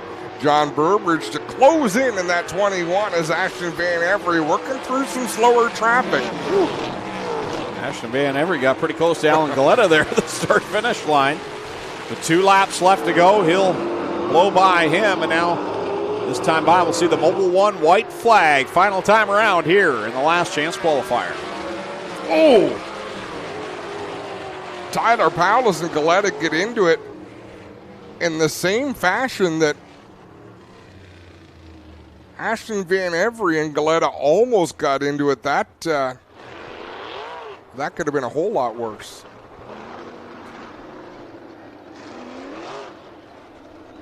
There's your start-finish line right there, Adam. He drew it for you in the track. Perfect. Perfect. Straight as an arrow.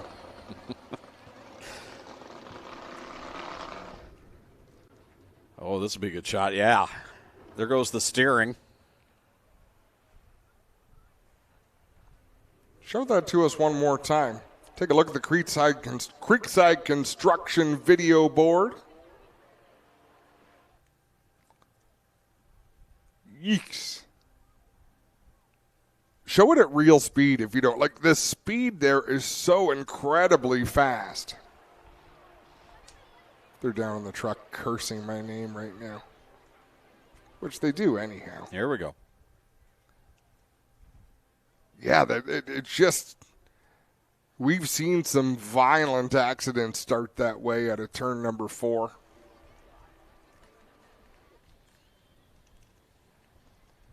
Jack's been in some danger zones tonight.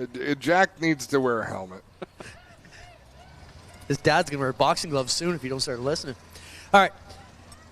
You've got a problem here. So this is the torsion arm has been bent back here, guys. And this part right here, Jack, this is supposed to be back here on top of this axle right here. This is a straight bar that's supposed to keep. This is actually part of the spring, and this is under high tension, and it'll push down on the front end here. So they've knocked the torsion arm out. This is a fairly piece. They can take the bolts off here, pull this out. Should be able to fix that fairly quickly here for Alan Galetta. He's also got a radius rod jack, and if you come around here, I can show you that too. Back here, this side, these bolt-on bars are beat up, so they will work on those things, get them fixed. But this is a fairly quick bolt-on type of repair for the 22 of the Galetta crew, guys. So get him on the back of the truck, and the Kenny U-Pull push truck team will get everyone fired back up. And yeah, this finish line, Greg, that was caused by that arm that was bent down and digging and dragged right here into the infield. I can't believe he humored you and called that a finish line. That's probably about as straight as you could draw a line, isn't it? Oh. That's about as good as a finish line I'm going to okay around here. The trench has been dug. Bury the line. Hey, you laugh, but I know a track here in Ontario where it's about that crooked.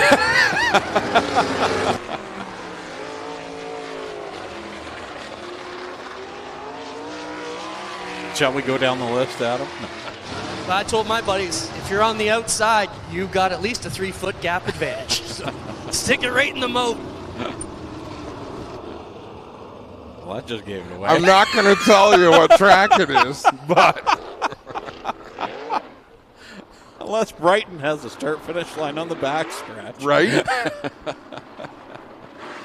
Well, there's 2 that we have moats around here, or at least we call it, so take your pick. I would never question you, Clint. How dare I?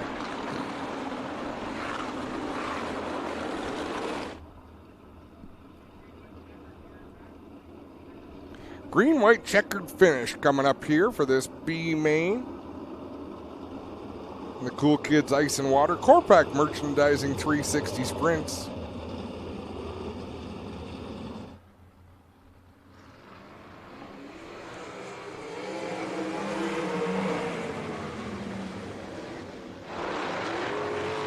Ashton Van Every hard on the throttle, leads the way up at turn number 2. Mike Lichty back in that third spot, trying to hold off Todd Hoddick in that 94 machine as the white flag flies.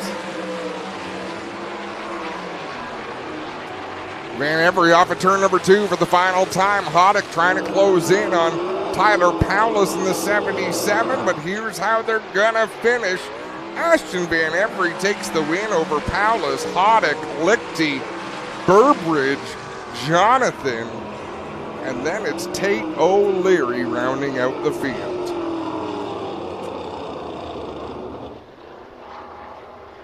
We continue on with B mains. Middleport Mechanical Thunderstocks up next.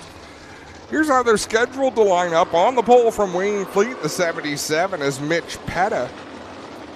Second out of Ohsweken, the 21J is Braden Burning. Row 2 on the inside out of Welland, the 96O is John Overholt. Starting fourth from Ohsweken, the 69G is Brian General. Fifth from Hamilton, the 43 is Kyle Andrus. Sixth out of London, the 76 is Jamie Googe. Seventh from Binbrook, the 427 is Tim Phelan. Eighth out of Hamilton, scheduled to be the 07. Wow, and Scott McPhail is out on the racetrack in that 07. Rounding out the field from Six Nations, the 13X is Bella General. So 9 cars scheduled to start. Only 8 cars have made the call. Smoky Tim Phelan having some issues.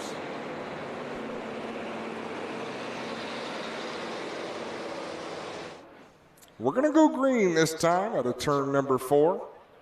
So for those of you who were talking about some audio challenges, hopefully you can hear us now, and hopefully we're not too loud for you. I mean, I've tuned you out all night, Greg. Sorry, what were you saying? Exactly.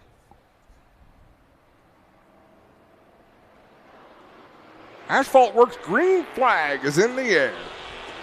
Top 4 transfer here for the Middleport Mechanical Thunderstocks as they go down into corner number 1. Tightly packed here. Now, am I correct? Only the top 4 make it, Greg? Yes. I was bound to be right once tonight. I'm glad that was it. Oh, hold on to it, Brian General. Scott McPhail might have improved the handling on that 07 machine. He just passed 3 cars in one corner up into a transfer spot in that 07 as he picks up the 3rd spot. Brian General now trying to pick up the final transfer on the inside in that 69. Braden Burning to the outside in the 21J. To come across the stripe.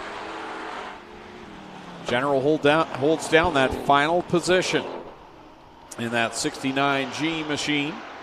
Good side-by-side action. Here comes McPhail to the inside of Andrus. McPhail up to that 2nd spot in the 07. Mitch Petta out in front, but he's about to have a battle from McPhail, who gets a nose to the inside of that 77 in turn 4. Here comes McPhail. Hard to believe he's this stout after how hard that hit was to the rear end of that car. Oh, no kidding. McPhail out in front in the 07 machine. The top 4 have actually opened a gap over the 5th place John Overholt. But they'll continue to battle. They don't know what's going on behind them as we got one around. Braden Burning and the 21 machine goes around in turn 2. And I believe that's going to bring out the Dixieland Grill caution flag. Yes, it will.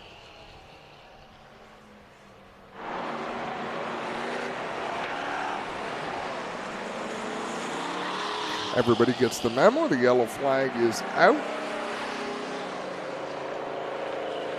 Burning, and you could see with some great camera work, he was trying to get that car fired.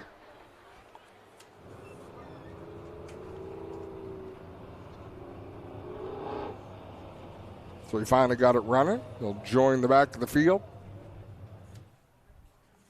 3 laps remain in this B main for the Middleport Mechanical Thunderstocks.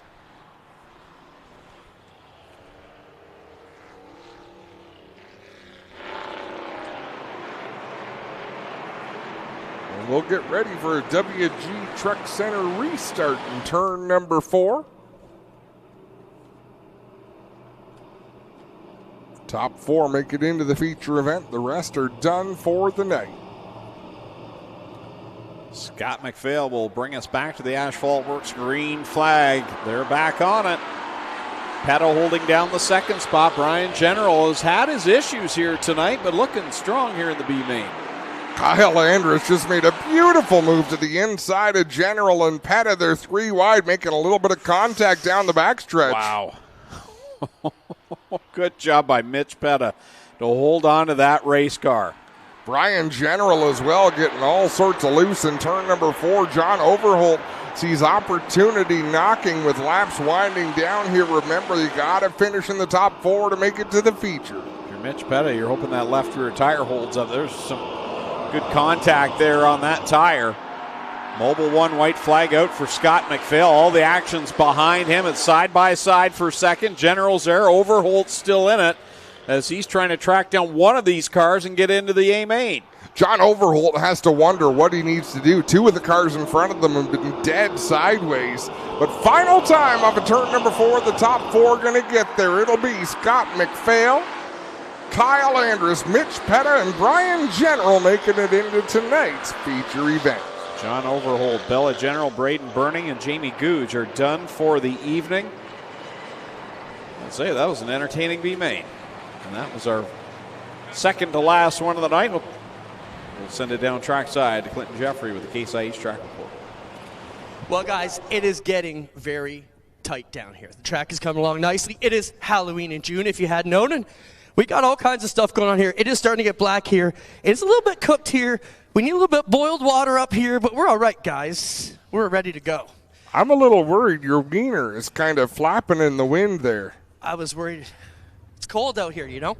Hey, all kids, if you've dressed up, we're going to meet down by turn 4 after this race.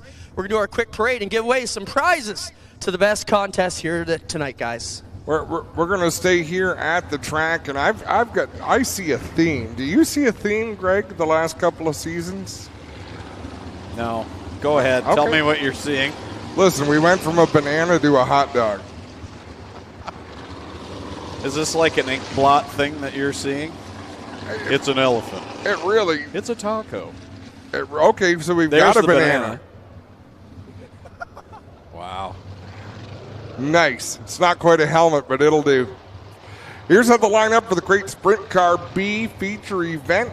On the pole from Hagersville, the 24K is Kiana Teal. Second from Ancaster, the 26X is Campbell Baker. Third from Thamesford, the 14 is Larry Gledhill. Fourth from Beamsville, the 27 is Nico Hansen. Fifth from Ancaster, the 51 is Trevor Young. Sixth from Peterborough, the 8 is Curtis Connell. Seventh from Kitchener, the 50LS is Adrian Staley. And rounding out the field from Cortland, the 5 is Tom Palazzari.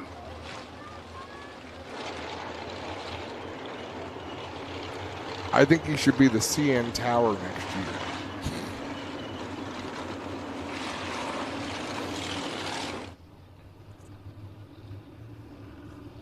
Last chance to get into tonight's A main, final B main of the night before intermission. And again, top 4 to transfer. See Tom Palazzari, how that pass to the inside of the Lockhart's restart cone cost him. He's at the tail of this B main. He had driven into a transfer spot in his heat. Wow, Campbell Baker keeping Kiana Teal pinned down to the inside. Loses the grip off of turn number 2. Kiana Teal edges out in front with the race lead. Off of corner 4, she works ahead of Campbell Baker. Remember what a great run she had going last week and then spun in corner number 2 and is very frustrated by that. But here she is leading the B main over Campbell Baker, Larry Gledhill, and Curtis Connell. Nice move by Larry Gledhill. Clint, if you kill your mic.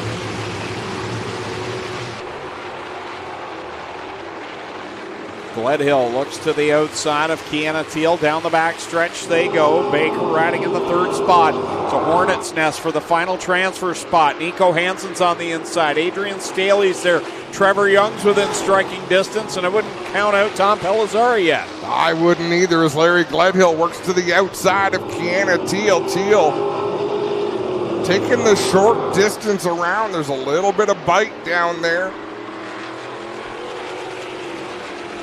Larry Gledhill using a bit more racetrack in that 14. How about Curtis Connell out there in a transfer position in the 8 machine, battling with young Nico Hansen side by side down the back straightaway into turn 3. Oh, Teal got a little twitchy there on 4, and Larry Gledhill not able to get by her at the line. Now he inches ahead down in 1 and 2.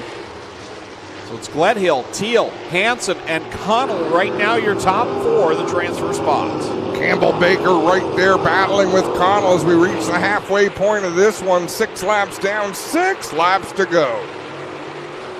Wow, what a run by Curtis Connell here tonight, running in that 4th position, holding off Adrian Staley and Campbell Baker. Staley works to the inside of the 26 machine. And I believe Adrian Staley was the 2nd fastest car out of everyone in practice.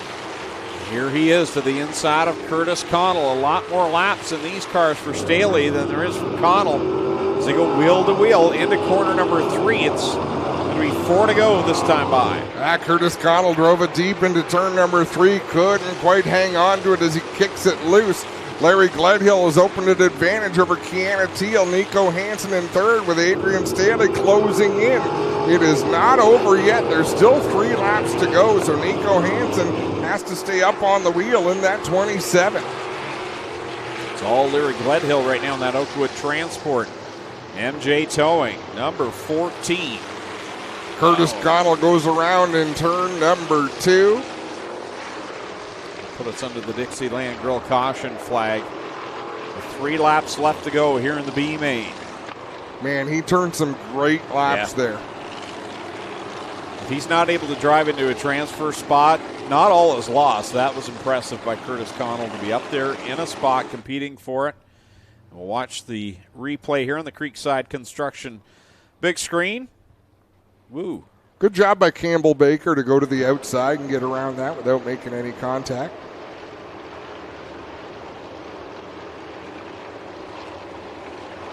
You know, this is valuable track time. 12 laps are a lot of laps out here for these B mains. But now Trevor Young up there in the 5th spot. He's pretty sporty.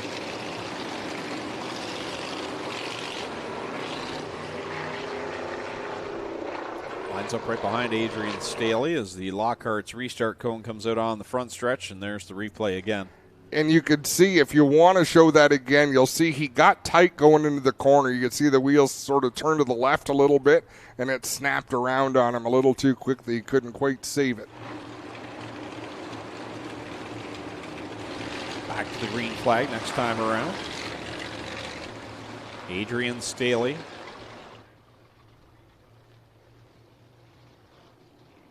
Holds down the final transfer spot in that 50. The 51, Trevor Young, right there on his tail tank there. 1 spot out. He's got 3 laps to get by. Larry Gledhill, that beautiful Oakwood Transport number 14, jumps on the loud pedal in turn number 4. They bring it to the outside of the cone. We're back under green. Staley wants to make sure he's in the 8 main, gets by Hansen. He had a good run there on the outside of Kiana Teal. This time by, it's 2 laps left to go for your leader, Larry Gledhill, over Teal, Staley, and Hansen. Trevor Young with a good run there in turn number 4, runs through 1 and 2 directly behind Nico Hansen. They race down the back straightaway. Off of corner number 4 of the Mobile 1 white flag comes Larry Gledhill. He's in a safe spot right now, as is Kiana Teal. Side by side between 3rd and 4th. Trevor Young's got to pick a line and hope he can get by one of them. Kiana Teal in that 2nd spot. She's backing up to that battle for 3rd, but checkered flag in the air. The win going to go to Larry Gledhill Second to Kiana Teal, Adrian Staley, Nico Hansen. Not qualifying tonight, Trevor Young, Campbell Baker, Tom Pellizzari, and Curtis Connell. So that will conclude all of our qualifying. We'll take a break here on GeForce TV and be back in just a moment.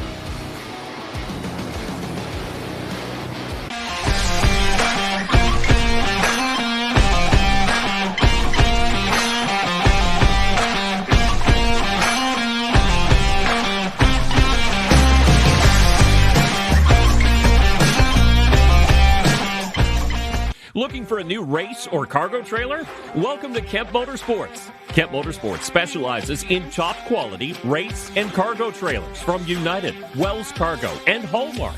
From our best-selling Rev Series up to custom 53-foot goosenecks and stackers. We have a huge selection in stock or ready to custom order. With top brands, great selection, and over 30 years experience, stop by and see why Kemp Motorsports is your #1 race trailer dealer. Find us online at kempmotorsports.ca. A home you love. A business that endures. It takes your vision, your hard work, and your dedication to bring them to life. The right tools help. Case IH truly understands your vision and what you need to achieve it. That's why we build the equipment, the local dealer and service network, and the data and tech you want today and tomorrow. Because we don't just build our equipment to work. We built it to work for you. Case IH, built by farmers. For over 80 years, Libro Credit Union has been a trusted financial partner. Today, as a 100% Canadian-owned credit union, we offer all the products and services you'd expect from a traditional bank, but with a personal, community-focused approach, investing back into the people, local businesses, and communities we serve. Bank local, support local, loyal to local. It all started for us at the racetrack, from dirt to water. We have continued to keep the adrenaline and drive to make sure that we are always in the forefront. We are driven to give our customers the absolute best in service, products, and memories with your family. No matter what your passion is, whether it's on the water, in the dirt, on the snow, or on the road, we will always be here welcoming you over and over again through the doors here at Lockhart's. You're not just a customer here, you are part of our team.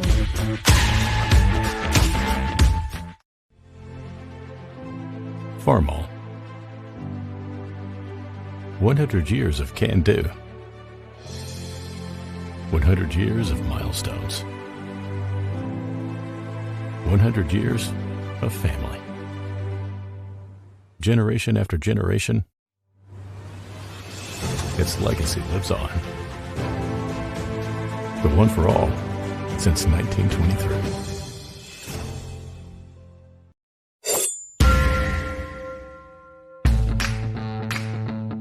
Introducing the Fleet Lineup by CargoEase. Our commercial and Titan Series slide come with weight capacities of 1,500 to 3,000 pounds and features HDPE Ultra Ply Deck, a 1/4-inch rubber mat, 8-inch aluminum side rails, a patented spring-release T-handle, and L-hook fasteners. This is the CargoEase Fleet Lineup. At WG Truck Center, we fix trucks. We don't just change parts. Maintenance, repairs, frame straightening, and custom builds. Everything happens right here. A high-performance team focused on serving local Canadian business, always looking to add talent to make us even better. Need parts? Need a rig? Need services? The local shop that does it all. WG Truck Center. Everything you need for your diesel truck. After World War II, my grandfather was diagnosed with cancer, and our neighbors guided my father through his first few years after my grandfather died. This year will be my father's 50th crop. He always reminds me that without the help of our neighbors, there would never have been a first. My name is Randy. I'm a farmer, and I make the best damn tractors in the world because I owe it to my neighbors. Case IH, built by farmers. Welcome back live here to Ohsweken Speedway. It is Halloween in June, and we're having fun here with the kids at Intermission. We're going to pick out a best winner. First, let's talk to our top guns. Keegan Baker, top gun in the crates tonight. That was pretty cool. Come on right through it, darling. Yeah, it feels good to be up here once in a while. You know, I haven't made it up here before, so this is definitely something to change. Awesome. Your car's been looking really good. How is it for you guys with 2 cars in the field working with Campbell? It's definitely a lot more than with one. You know, we got to make sure we're on top of our game all the time and just keep going at it. All right, Keegan, hang around here, bud. Congratulations. How about a hand for Keegan Baker, our Ackland Insurance top gun? Now we'll talk to Nicky. Nick, what a drive for you, bud. You've had a couple of great weeks, and you ended off with a couple of great runs, too. Your season's been really good. What would you like to change, if anything, so far? We've had a pretty good year, man. It's kind of hard, not too much we can really change. I mean, had a good car. We just missed the boat in the feature last week. Didn't quite have the setup to run the top, but changed a couple things this week, and we're a lot better up there now, that's for sure. What's the track like, and what are you going to change for the feature? It's good, man. I know the top had a lot of moisture. We had it good for the heat, and then I thought it was going to stay, but it's kind of going away a bit. So we've been in the pits. We've been kind of going back and forth. I was in the middle of deciding what I was going to do, and then I had to come out here. So I don't really know yet, but we'll know soon. All right, Nicky, we'll let you get back there. How about a hand for Nick and Keegan? Nick Sheridan, Keegan Baker, our Top Gun Award winners tonight. Thank you guys for your help. All right. Well, I know the one guy said is Mr. Pink, come back here. Right on the end there. They said you're a winner. Come on down. You get one. Our first winner, $100 envelope. Congratulations, buddy. All right, well, let's have a quick powwow, guys.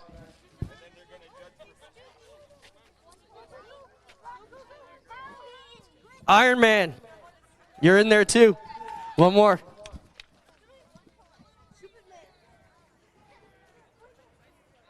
Superman. How about a hand for all our costumes, guys? Thank you so much. Hey, kids, we got lots of candy. Don't leave. Make sure you mob Trish and the girls over here, and make sure we get lots. And they did a good job dressing up, too. Thanks, everybody, for having fun with us on Halloween in June. We'll send it up to Greg and Adam to have some fun here as we get rolling into tonight's final few races of the evening. Thanks, Clint. Earlier on in the year, we had a chance to sit down and talk to some of the drivers that we see here every Friday night. And tonight, we're going to hear from Ryan Turner. Well, you started off the season with a bang. In an interview you did before you had done any racing, you had said one of your goals this year was to win a race in the States. And then you went out and did that, your first trip to the States. Talk about that weekend and talk about what it's like to achieve a goal that quickly. Yeah, and I think just winning that early as well, doesn't matter if it was in the States or Canada, you kind of take that pressure off yourself going into the season. I've never won that early in a season at all. So no, it was really good. We just kind of unloaded fast. It didn't help. We rolled in the heat race the night before, rebuilt the car, went 19th to 3rd, had a really good run, and we were a hard charger. And then we just kind of used what we learned from that track. Luckily, the two tracks were similar, and we unloaded fast again and had a really good night. We went 5th to 2nd in our heat race, was top passing points, started 5th in the dash, got to 4th, and in the feature started 4th and got to the lead on lap 5 and just never looked back. You're a 3-time Northern Sprint Car Nationals champion. Does that allow you to show up to a lot of places with more confidence that you might have? Yeah, I think so. I'll be honest. I learned long ago when we were traveling. I think I just came off fresh of my second Nationals win, and we went to Dodge City in the U.S., and I got beat royally. And, that kind of made me wake up that, you can't always just use that confidence. You have to put in the work and figure out the other tracks and really go from there. I feel like the third one was different, though. I'm still kind of using that setup as I travel and as I just won on. So I do feel like there's a lot more confidence there. That was definitely the toughest one, with the other two being in COVID. There's a lot of boxes I checked out of that one. And then also to be up there with Steve Poirier and Shane Stewart, 3-time, that's pretty cool. And right now, the only person that has a chance this year at a 4th. So, it's hard to explain. It makes me speechless at times, but no, we try to use that, try to use what we learned from that night, and we just continue to try and get faster. What's next for you? What would you like to knock off this season that maybe you didn't get done last year? Ohsweken Points Championship, hands down. There's a lot of big races, but to put it all together throughout the whole season, I honestly felt like we had a really good season, minus one DNF, one flip at the end of the year there. We probably would only been about 50 or 60 points behind Dylan and put together almost a championship season. Just he was so dominant that year. We need to come out of the gate flying. Hopefully my win in North Carolina kind of scares the guys a little. It was on the new tire, not the HTC medium, but it was on the medium. So hopefully that scares people a little, that we kind of got that figured out already. And we still have to put in a lot of work and figure it out back home. You're a third generation racer. Is there any advice that you got from any generation before you that you really think back and said, man, were they ever right about that? Definitely my grandpa Don. Race someone how you want to be raced. That was his number one thing. If they do it to you, you just open the door for you to do it back to them. So you always race someone how you want to be raced. And I think you try to do that throughout the whole race or the whole season, because you never know when you're going to run around and meet that guy again. And then the other thing is if you take the car out on the track, and anything happens, it's on you. You put yourself at risk when you go out on the track. So if you don't want to put yourself at risk, put the car on the trailer, right? So those would probably be the two things. All right, we've got more candy. If you're not in a costume and you want some candy, slowly and safely make your way down to the fence. All comers, all ages, come on down. Help us get rid of some of this candy we've got. First feature of the night rolling out onto the racetrack. It'll be for the Insta Insulation Mini Stocks. 15 laps the distance. Here's how they'll line up going from the pole out of Cambridge, the 32L. That'll be Graydon Lyons. To his outside from Smithville, the 20J Nathan Joyner. Starting in third from Ancaster, the 16 is Fabio Oliveri. And to his outside from Waterford, the 46 Wade Thorne. Lining up fifth from Brantford, the 44 is Doug Erskine. Stephen Boverhoff out of Waynefleet in the 00 starts sixth. Seventh, out of Smithville, the 6X is Mike Sirentakos. Starting in the 8th spot, the 66, John Janssens. Going 9th out of Waterdown, the 01 is Tristan De Silva. Starting in 10th from St. Catharines, the 17, that is Alex Riley. Lining up 11th out of Chippewa, the X is Jeremy Cooper. And going from the 12th spot from St. Catharines, the 4A is Mason Anderson.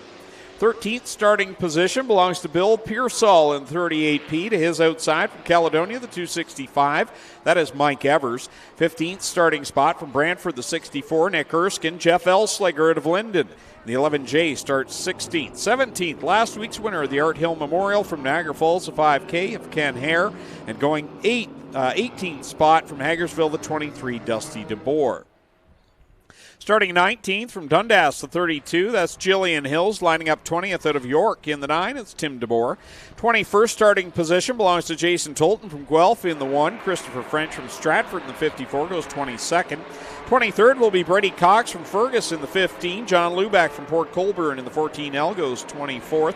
25th, Joe Stevenson from St. Catharines in the 25. 26th starting spot, Alex Klotz from St. George in the 26th. And 27th spot goes to Steve Miller from Paris in the 79, and Joe Dirt from Welland in the 30 starts in the 28th spot. First feature of the night is for the Insta Insulation Mini Stocks. Green flag in the hand of Carter Long, and we'll get on it with our first feature of the night. 15 laps the distance. 3 wide they go at the drop of the green flag. Fabio Oliveri to the inside line. Joyner up through the middle. He'll have the lead off of corner number 2. Down the back stretch they go. And into corner number 3, Joyner, Thorne, and then you've got Oliveri and Janssen side by side as they work off of corner number 4. Graydon Lyons. He's got Tristan De Silva, now Jeff Elsliger to his outside. Alex Riley looks to the inside of the 32. Right along the wall he'll go. As we documented earlier, what a dominating performance that 17 had 1 week ago in the Art Hill Memorial, and then broke the right rear in the final lap. He's looking for redemption here tonight, and he runs to the inside of Oliveri looking to get the 4th spot. Tristan De Silva running that line up on the high side he likes so much. Riley to the inside in the 17, but Nathan Joyner continues to lead. On the outside line, Joyner keeps it wound up. Thorne right on his left rear quarter panel. Here comes John Janssens. He's going to split the middle. He's to the inside of Joyner, to the outside of Thorne as they go down the backstretch. Joyner didn't have a whole lot of racing room there. Things got pretty narrow there on the back straightaway, but Thorne out in front in the 46. He's not going to be able to rest out there as John Janssens to the outside in the 66 machine to battle for the lead. Here comes Alex Riley. He's the fourth driver in the mix. Now he's to the outside of that 20J of Joyner, trying to track down John Janssens. Brady Cox with some trouble on the right rear. Oh, that is the right rear trouble that's rolling down the... Is that the whole tire or just the tread? That's the whole tire. It'll come to a stop down the inside of corner number 1 under the Dixieland Grill caution flag. Coming into tonight, the 9 of Tim DeBoer, the point leader. 16-point advantage over Nick Erskine in the 64. Jeff Elslager in that third spot in points tonight. Dusty DeBoer right now fourth in points. And rounding up the top 5, Mason Anderson having a solid season. He's in the 5th spot after 3 weeks in the top 5. Only one of those drivers has a win. That's Dusty DeBoer. Consistency is key. It's Brady Cox in that 15. Something might be twisted in the rear end of that race car.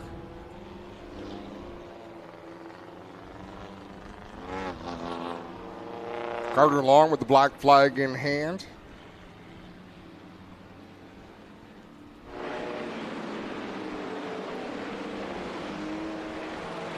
So Wade Thorne, your leader. John Janssens right now sits in the 2nd spot and is just going through the all-time win list. John actually has 5 wins, and they took quite a period of time off for the Janssens race team, but John is no stranger to victory lane here. I want to say most of his wins had to have come between 07 and 17 while I was away and you and Tommy were calling the shots. Yeah, Brandon Janssens as well had a number of wins.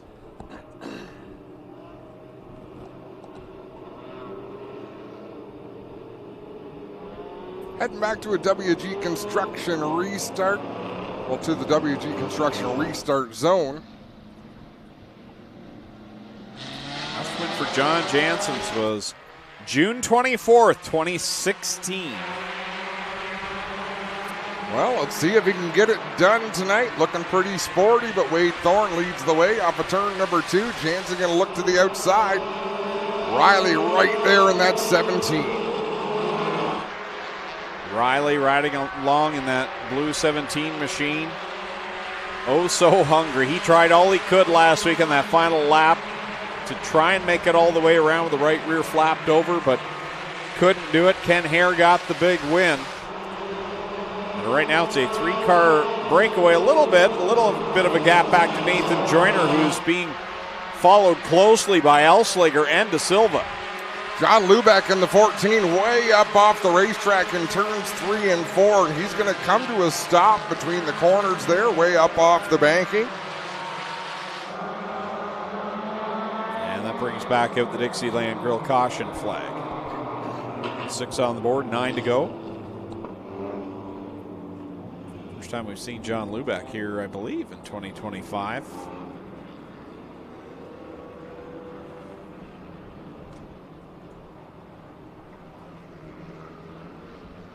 John, a winner last August 9th.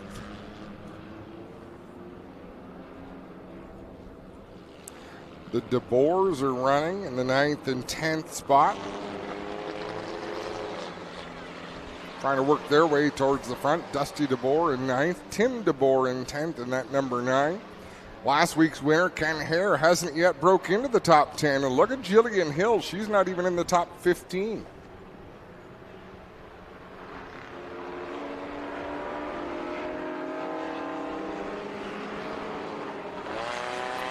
Still time for a lot of things to happen in this Insta Insulation mini stock feature event. Send them back to the green flag with an Oxford Hydraulics wide open sights and sounds of our 4-cylinder division.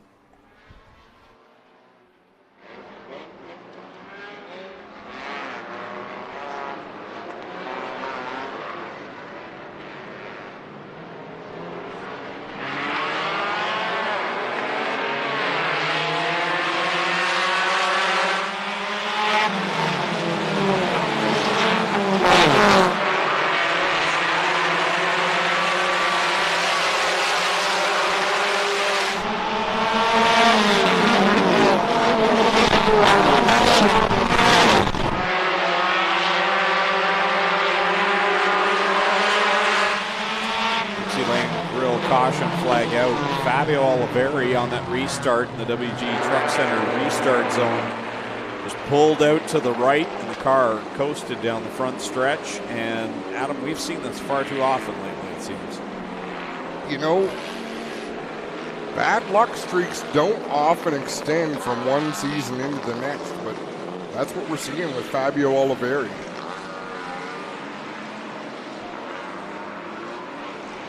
Tried to keep it going and possibly get it to the pits, but it ran out of steam up in one. He did a great job to get out of the way coming to that restart, because he would have been run over by a number of race cars. Got out of the way quick.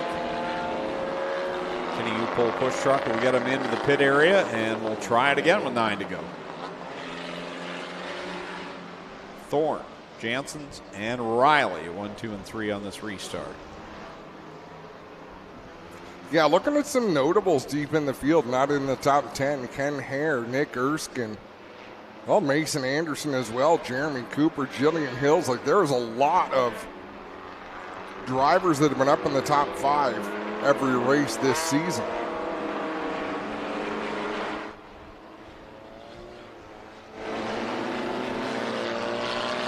Next time by, we'll come back to the asphalt works green flag. 360 sprint car feature up next. It'll be followed by the Thunderstocks and then conclude tonight with the crate sprints.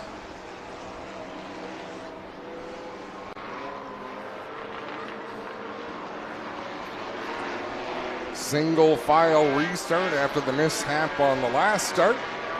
Wade Thorne bringing him through turn 4 to the WG Construction restart zone. We're back underway. Back to go into corner 1. Janssens looks back to the outside again. That's where he was finding some speed. That opens the door for Alex Riley, though. He'll slip the nose to the inside of the 66. And here comes Jeff Elslager. You've been talking about him a lot, Adam. He's got a ton of speed. He just hasn't had the finish yet this year. Oh, I'm sure it's coming as Wade Thorne leads him down into the first turn. Janssen not giving up. Riley to the inside, but Janssen's been able to work that high groove. Great 3-car battle at the front. Jeff Elslager hoping to make it a 4-car race behind them. Tristan De Silva down low on Nathan Joyner. Christopher French slowed to the infield there, but got the car back under power and is rolling through 1 and 2. Right in front of the leaders. It looks like he's going to pull off as they come in front of him. Riley to the outside of Wade Thorne as we get a great shot of that battle from the Duke Electric camera booth. Thorne still down low, still leading the way, but Alex Riley with a good run on the high side. He'll take the lead that time at the stripe. With 9 laps complete, 6 laps remaining. Wade Thorne on the bottom, Riley on the outside. Thorne inches ahead now, going down through 3 and 4. They'll work it off the corner another time with 5 laps left to go. Riley, your leader at the line. Janssens isn't done with these two yet. He is right there and hungry. Ken Hare starting to make his presence felt. He gets to the inside of Nathan Joyner. He's got Tim DeMoore right behind him in the 9 machine. Christopher French in the 54 went to the infield, comes back out. And a stop and start kind of night for Christopher French. Alex Riley pulls away a little bit from Wade Thorne and John Janssens as he works down the backstretch. He'll come to 3 laps left to go. Oh! Sideways on the backstretch as Tristan De Silva had contact with one car. That was Nathan Joyner. Everybody able to get their cars pointed back in the right direction. De Silva lost a couple of spots, but Nathan Joyner lost a whole bunch more in that 20J. Timeout will be 2 laps left to go for Alex Riley.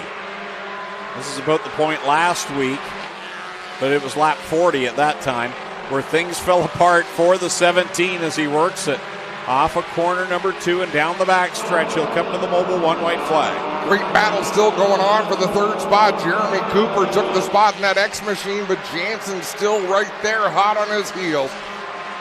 Mobile 1 white flag is out. 1 more lap to go.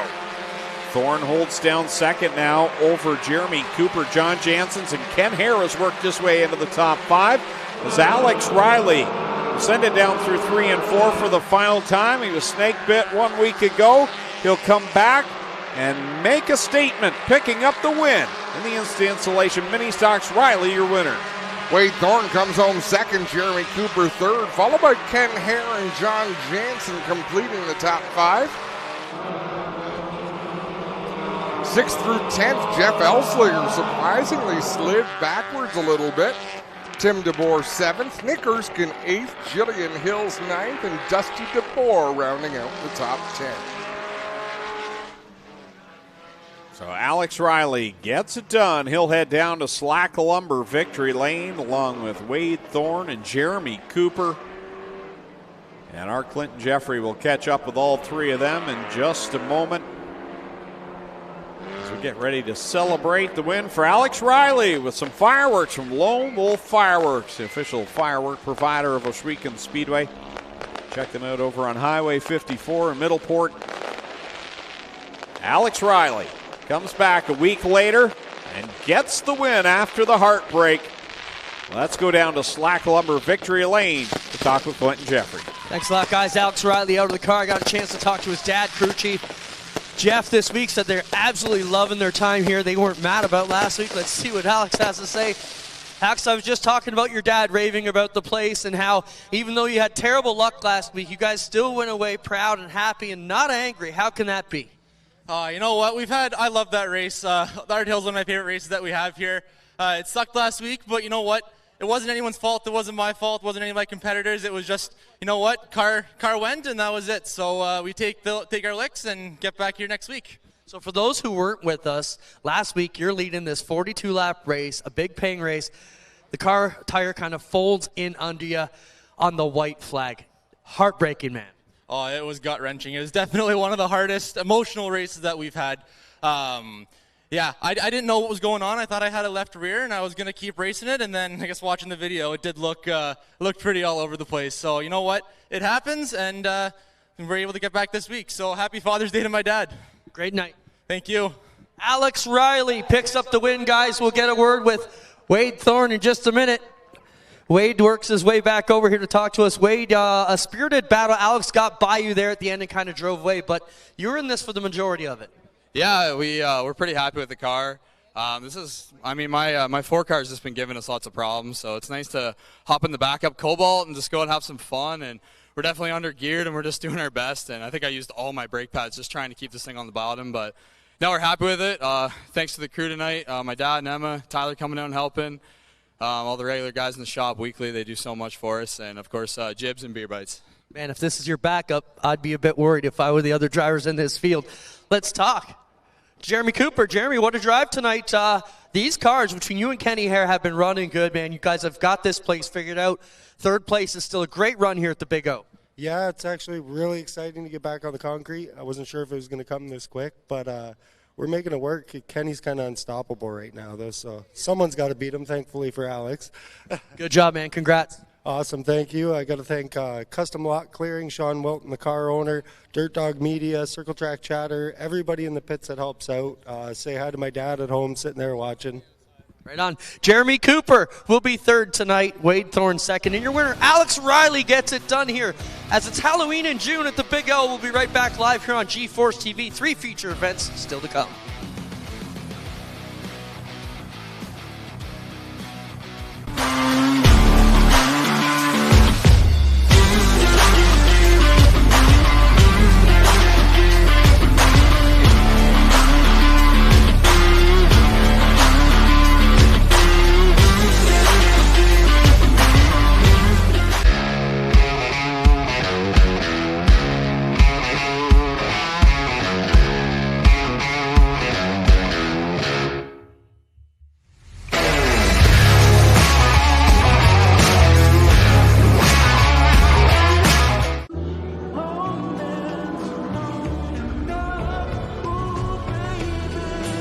racetrack to road, Mobil 1 Motor Oils make whatever you drive more beautifully.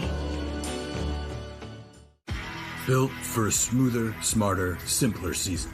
Built to break new ground every time you break ground. Built for a higher quality harvest. Built to protect your crops with precision, while giving you precision control in the palm of your hand. With a local service network built to keep you running. Everything Case IH makes is purposefully designed to work on your farm. Because we don't just build our equipment to work. We build it to work for you. Case IH, built by farmers. For over 80 years, Libro Credit Union has been a trusted financial partner, strengthening financial well-being. And through change, uncertainty, and opportunity, we've stood by you and with you. Join the nearly 120,000 Ontarians and over 12,000 local businesses choosing Libro, not just for banking, but for a better future. Bank local, support local, loyal to local.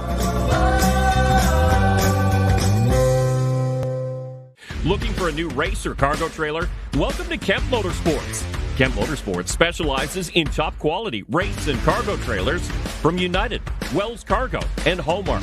From our best-selling Rev Series up to custom 53-foot goosenecks and stackers.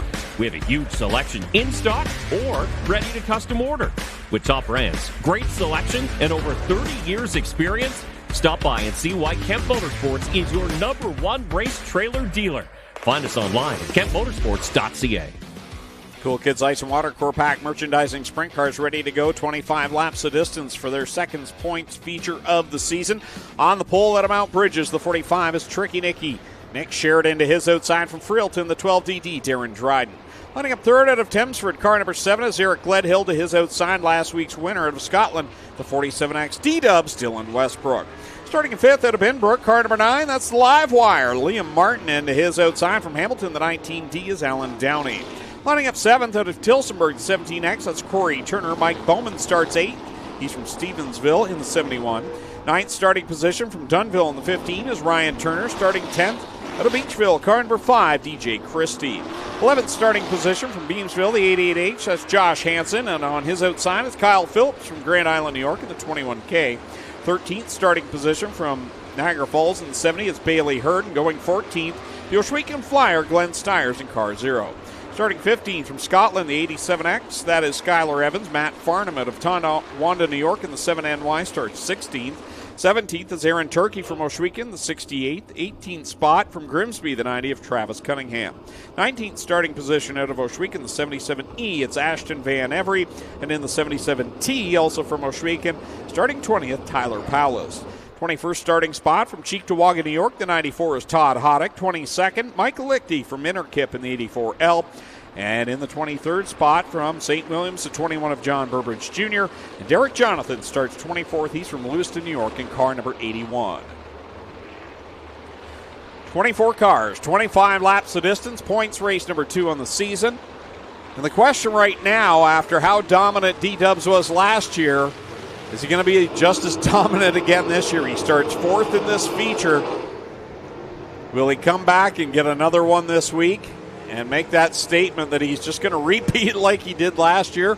Or will we see someone else grab a win here tonight? Mobil 1 white flag on the field as they line up behind the Strickland pace truck. Rick Scott will pull the pace truck up on the back stretch. Carter Long will get the green flags in hand. Ladies and gentlemen, you came looking for a show. Well, here you go. Let's end all the anticipation as we bring to you our feature presentation.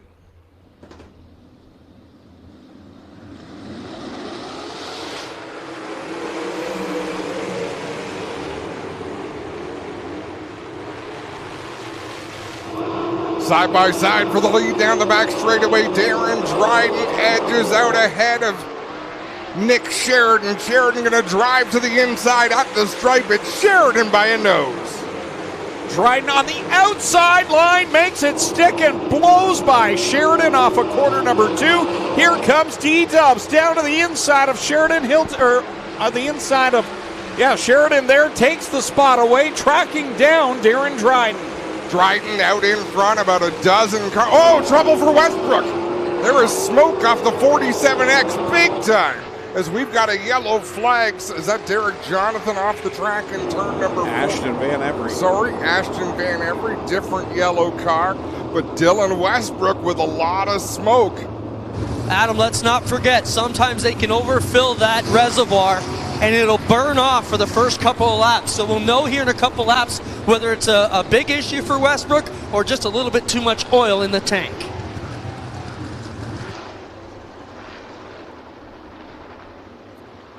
Doesn't look like Ashton Van Every made contact with anything up there in turn number 4.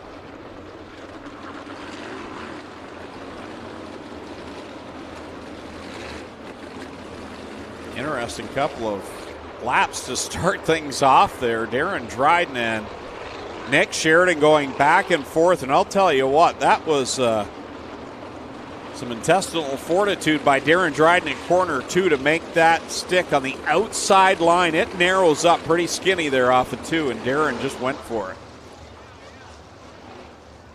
You mentioned it earlier on about Dylan Westbrook. Is he just going to go out and win all the races again like he did last year? Let's have a look at this lead change replay, and there we have it, Dryden up top. There wasn't a lot of room, but these competitors know you've got to get out in front. You can't give them a chance to get to the lead before you do.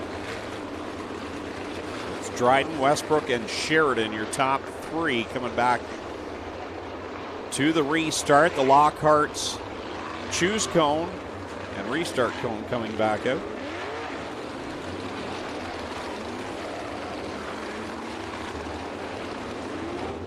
Ashton Van Every tags on to the back of the field.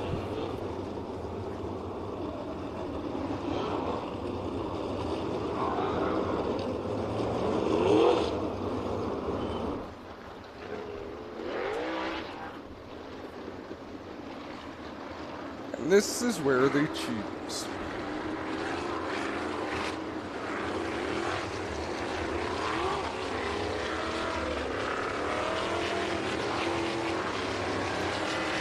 At the drivers' meeting in the offseason, the officials suggested, let's do away with the choose cone because for the most part, nobody does anything drastic. People tend to go inside, outside, inside, outside. But the drivers voted it down. They said even though that's often what happens, it's not always what happens, and we like having that choice. Back to the green through the WG Truck Center restart zone.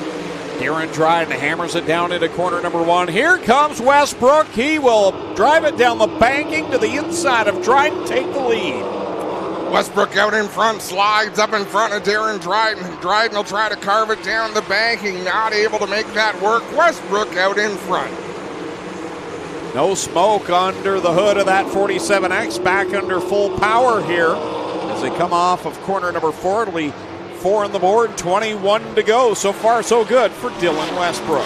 Battle for the 4th spot. Mike Bowman to the inside of Liam Martin. That white number 71 down low. Liam Martin up high in that 9 machine. Bowman with the advantage down the backstretch. Dylan Westbrook puts another lap on the board with Darren Dryden in tow in that 2nd spot. You've got to go back to the, whoa, close call there. That battle I was just about to talk about. Josh Hansen slammed the door on Ryan Turner. Turner now to the outside of the 88. He'll pick up that spot. Out in front continues to be Dylan Westbrook. He closes in on the back of the pack. Darren Dryden still within striking distance, less than half a straightaway back of the race leader. Into some heavy traffic now for the leaders as Dylan Westbrook working that outside line, as is Darren Dryden.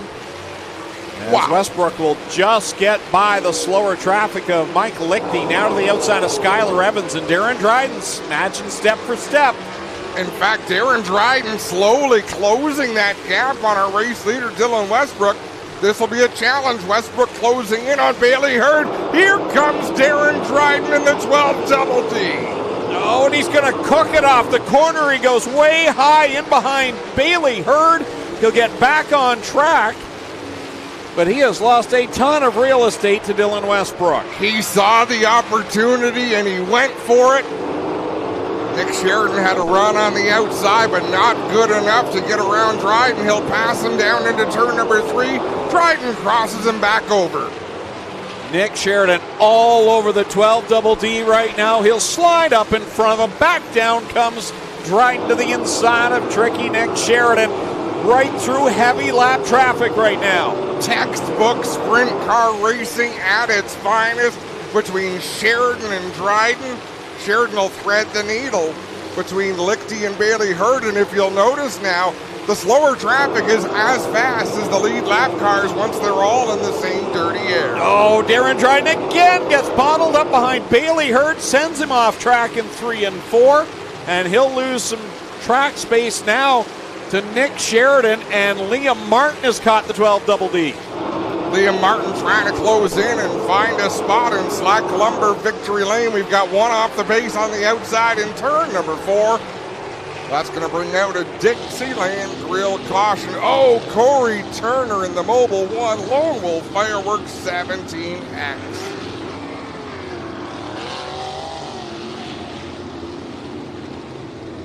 Troubles for Corey Turner. And we'll see if he's able to get fired up again or if there was something more terminal out of the hood of the 17X. We get the Kenny U-Pull push trucks out there and get to his attention, but boy, oh boy. What a race at the front. Darren Dryden was matching step for step with Dylan Westbrook and then got hung up behind some slower traffic, which really hasn't been that much slower. You noted that, Adam. You know, Bailey Hurd's there. He is a lap down to Dylan Westbrook, but he's still keeping pace with second and third. And Darren Dryden kind of got bottled up there. Ran off track. It's the chances. Go ahead, Clint. I was going to let you finish your thought there. It's the chances these drivers are willing to take to get a top finish. Corey Turner being pushed down into turn number 1. Guys, he has requested his 2 minutes in the work area. So as soon as he gets to his pit stall, they'll have 2 minutes to complete any repairs they need to before they send him back out. If he cannot make the 2 minutes, he may or may not get back in this race, but he'll have to wait for the next yellow. So Corey Turner off to the pits for his 2 minutes in the work area, guys. We talked earlier about the consistency of Corey Turner. Even though he might not rack up a ton of victories, he gets a ton of top 3, top 5 finishes. And this is one of those nights where if he goes to the work area and it's something they can fix, he can salvage some more points. It's not a race where you want to drop out with still 13 laps left to go and not have a chance to get back up through the field. So Corey Turner will do all he can to get back on track. We had a great look at that replay there where Darren Dryden got bottled up behind Bailey Hurd. I think I called it as him overcooking the corner, which is kind of hard to see from this angle, but you could just see he ran out of racetrack. He had nowhere else to go, and he hit the Nerf bar right there of Bailey Hurd, and that shot the car up over the banking there a little bit. Good job by him to hold on to it, but yeah, he's hungry to win, you can tell. Did a nice job of keeping control of that race car. How about Liam Martin in that number 9? It's a new ride for him that season, teamed up with Steve Lyons. The Quest Marine number 9 machine. Yeah, he was tracking down Darren Dryden there in the last couple of laps. So Liam Martin, the live wire, is still in on it here tonight. Mike Bowman riding back in the 5th position. And then there's been some phenomenal racing back and forth between Josh Hansen and Ryan Turner as well. Launch the Lockhart's choose cone out there. Well, we watched Turner go by Josh Hansen, then I watched the battle for the lead for second for a little while. And when I look back, Josh Hansen had gotten around Ryan Turner. Matt Farnham sneaking up there in the 7NY as well. So I think we've got a lot more racing yet to come in this one.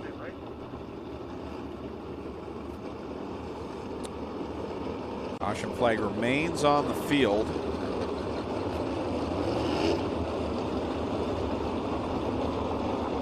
Do at least another lap around here before we go back to the Asphalt Works green flag.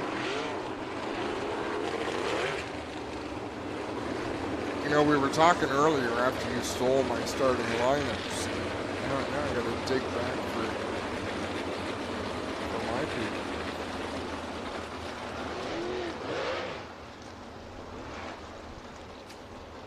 There we go. Now I'm happy. I'm content now. Now Corey Turner gets pushed down the banking, but the car did not fire. Woo.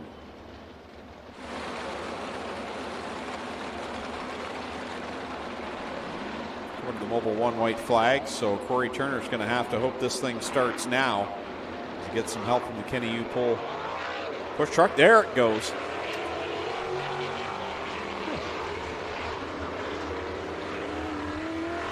Well, good job by that Ackland Racing team for Corey Turner in the 17X to get things operational once again, get him back out on the racetrack. 12 laps complete, 13 laps to go.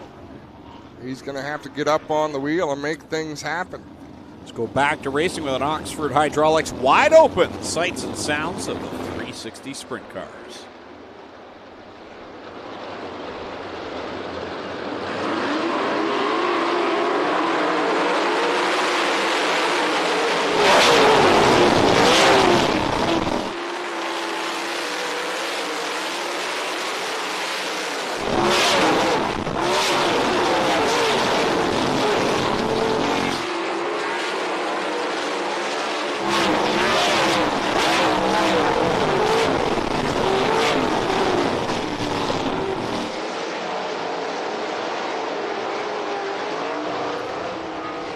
Westbrook continuing to lead just past the halfway point. Nick Sheridan rides in the second position. One off track up in corner 4, Ryan Turner.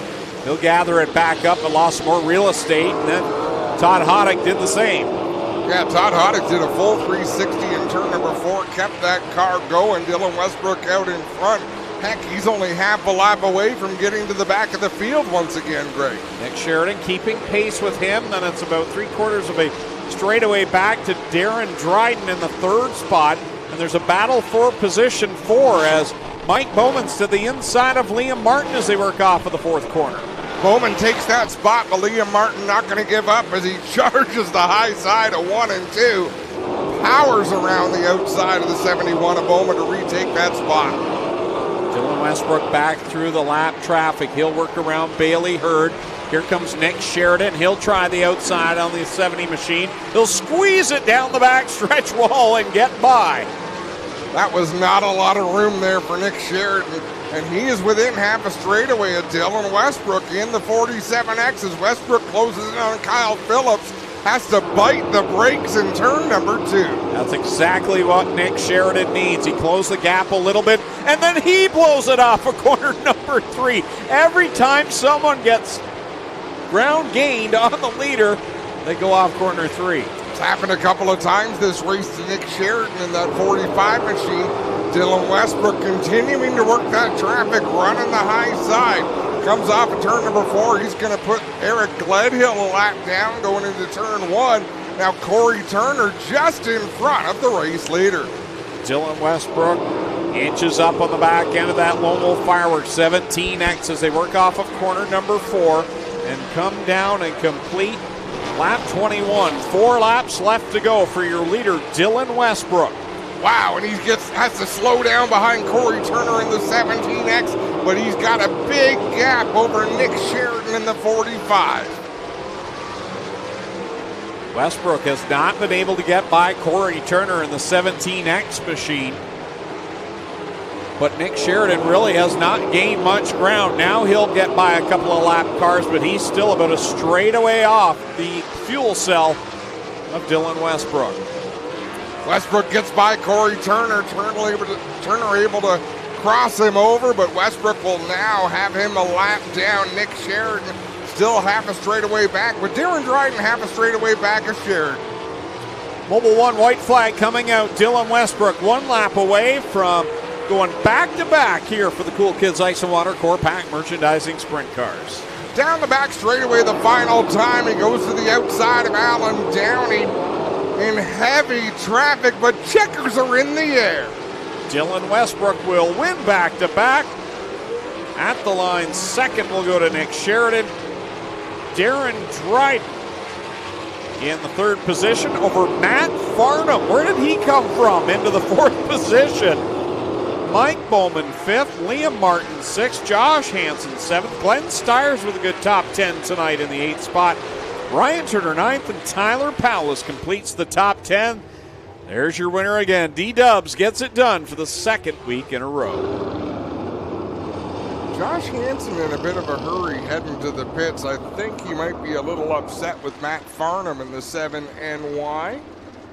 Matt Farnham started 16th. Across the line in 4th, and in the closing laps, he was behind Bowman and Martin and Hansen and company, so a charge from the back for Matt Farnham. Second week in a row. D-Dubs, Dylan Westbrook is down in Slack Lumber Victory Lane. Feature win 44 here at the Big O. Lone Wolf Fireworks lights it up for him. Celebrates. Win 44 for Dylan Westbrook over Nick Sheridan and Darren Dryden. Let's send it down trackside to Slack Lumber Victory Lane and Clinton Jeffrey. Thanks, Greg. Lone Wolf Fireworks lighting up the sky. Got to send a shout out to Jonathan Stiers here. Got a big group in the pits. Welcome to Lone Wolf Fireworks and their group, but we're going to welcome another driver here once again back to Slack Lumber Victory Lane. You guys may not know it, but he recently asked his beautiful girlfriend Julia to marry him, and she said yes this week, everybody. So he's a new fiance and a feature winner. How about it for the winningest driver here, Dylan Westbrook?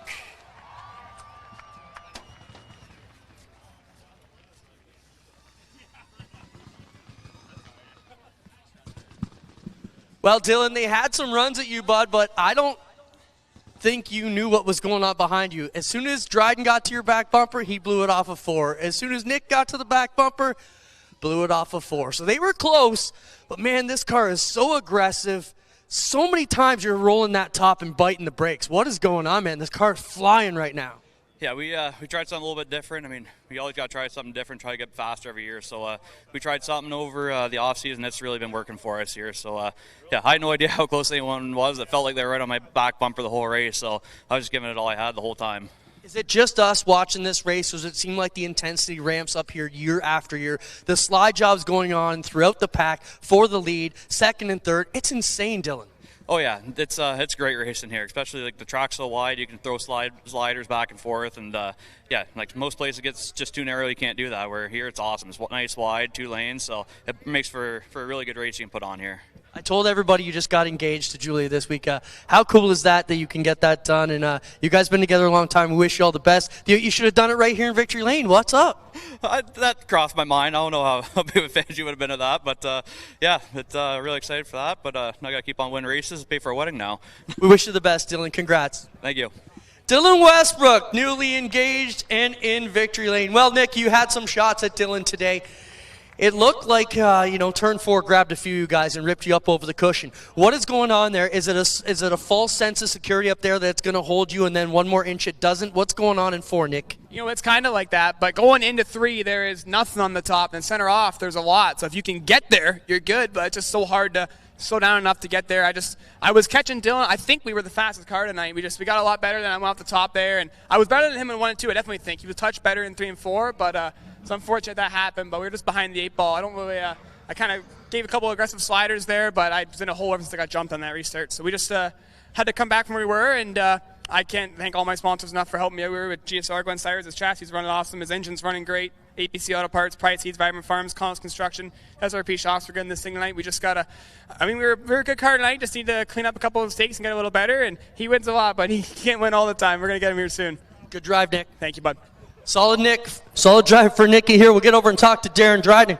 Darren, solid run for you. I was talking to Nick there. It seemed like, stand in front of your car so we get that beautiful machine on camera. Let's talk about the run here. It seemed like, turn 4 grabbed a few guys and pulled you off the edge. Whenever you got close, you had some shots at Dylan. You got out front looking good. What put you back to 3rd tonight? Yeah, honestly, we're super happy with a run, strong like this. Obviously against Dylan, to keep pace with him was huge for us. Honestly, experience beat us tonight. Running top of 3 and 4 was definitely difficult. I felt good in 1 and 2. Track goes away pretty quick with these things, and we're still getting the handle on it. But without my team, we wouldn't be as fast as we are to, compete with these guys. So got to thank my dad for all the work that he does. Steve Moulton, Steve Gary, Liam Hopkins, our new crew guy from New Zealand. Obviously, all of our sponsors that make this possible: HumveryUParts.ca, DJD Gear, 3M Wrap Films, Butler Built, Voss Contractors, Bromark Truck. They're here tonight. Super cool to have them out. ND Graphics, Flamer Machine Shop, Connell's Construction, Macro Foods. Who else we got? Moxie, Junk Unlimited, Grindstone. We got them out tonight too. Race Med, Expert Transmission, Canadian Racing Tours. He's out tonight too. So huge team effort to make this possible. Right on. Darren Dryden will be third. Second is Nick Sheridan. And your winner tonight, Dylan Westbrook, gets it done. We'll be right back live. 2 features to come here on G-Force TV at Ohsweken Speedway. Looking for a new race or cargo trailer? Welcome to Kemp Motorsports. Kemp Motorsports specializes in top quality race and cargo trailers from United, Wells Cargo, and Hallmark. From our best-selling Rev Series up to custom 53-foot goosenecks and stackers. We have a huge selection in stock or ready to custom order. With top brands, great selection, and over 30 years experience, stop by and see why Kemp Motorsports is your #1 race trailer dealer.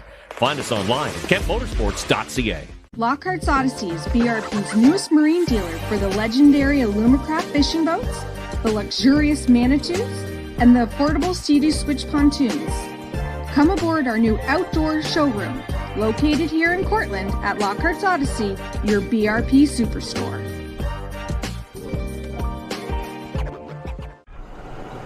Your mom got a new tractor? Yep. Can't you see in the dark? Can do. Hook up all the implements? Can do. Steer with ease? Can do. Bale hay all day? Can do. Shift like a race car? Can do. Keep a juice box cold? Can do. I'm out of here.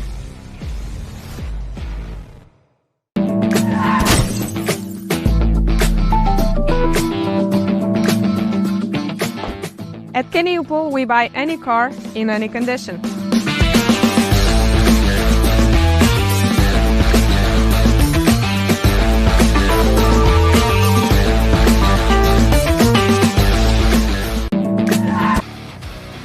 Fresh Dome presents Friday Night Excitement here at Ohsweken Speedway. Greg Kelman along with Adam Ross, Clinton Jeffrey as Elite and Hunsinger Plumbing bring us tonight's action.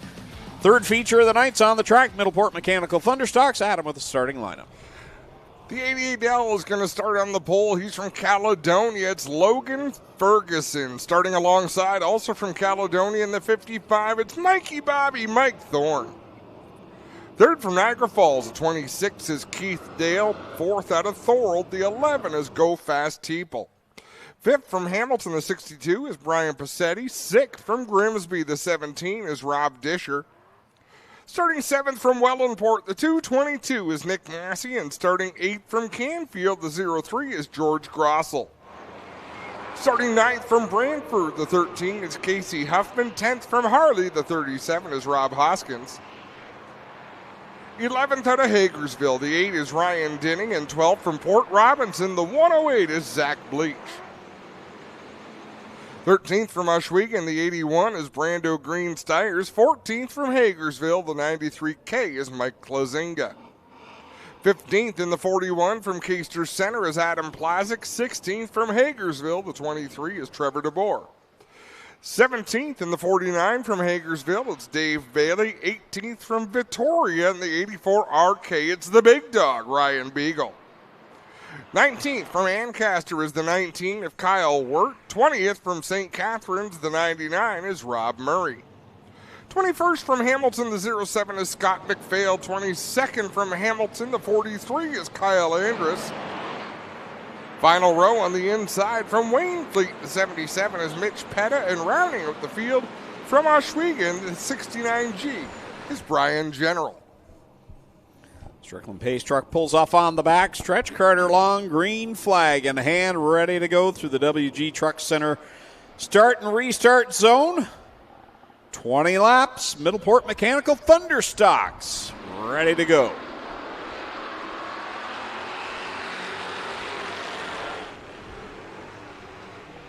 Field under the asphalt works, green flag as we go down the backstretch. Mikey Bobby, Mike Thorne leads the way over Go Fast Teeple.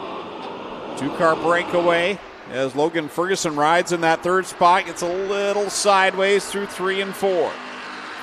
Looking deep in the field at some of the top runners, Dave Bailey and Ryan Beagle working. Oh, trouble. Logan Ferguson goes around.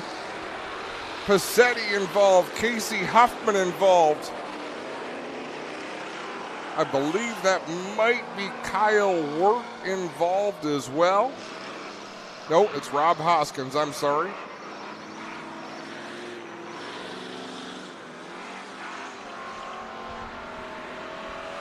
That quickly puts us under the Dixieland Grill caution flag. Left rear flat for Logan Ferguson.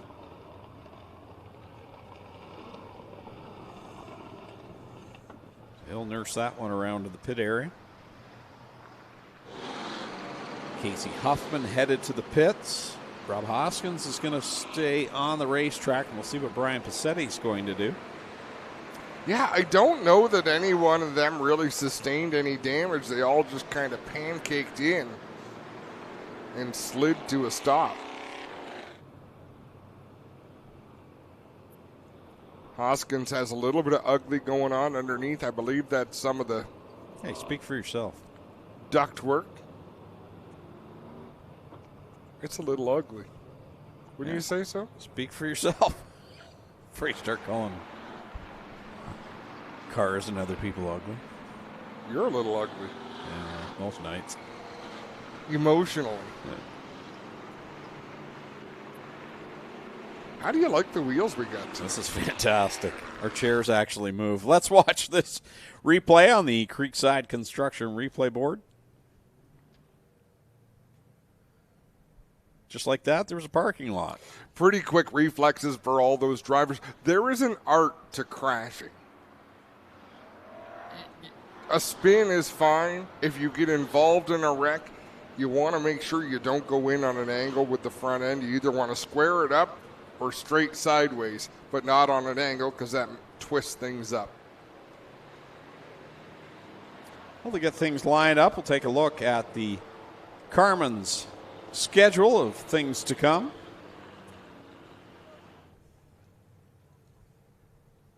Here at Ohsweken Speedway next week, of course, it's Drive Safe, Ride Safe, Race Safe, Bike Night. Kids have a chance to win a bike next Friday night. All 4 divisions in action. Joe Plazik will join us in the booth.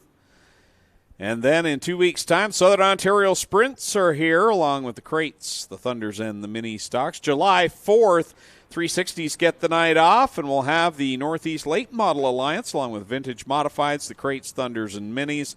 And then on July the 11th, mark this one on your calendar, it's the Summer Sprint Showcase. $5,000 to win for the 360s, plus the Crates, Thunders, and Mini Stocks. So busy 4 weeks coming up here at Ohsweken Speedway. And that's a look at your Carmen's track calendar. Looks like the officials are happy. Let's have another look, this time from Abby's drone.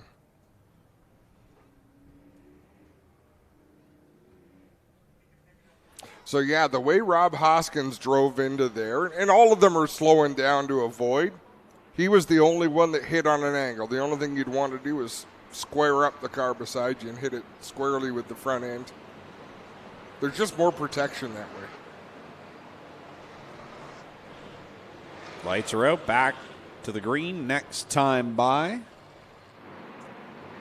And how about we do an Oxford Hydraulics wide open for the Thunder Stocks?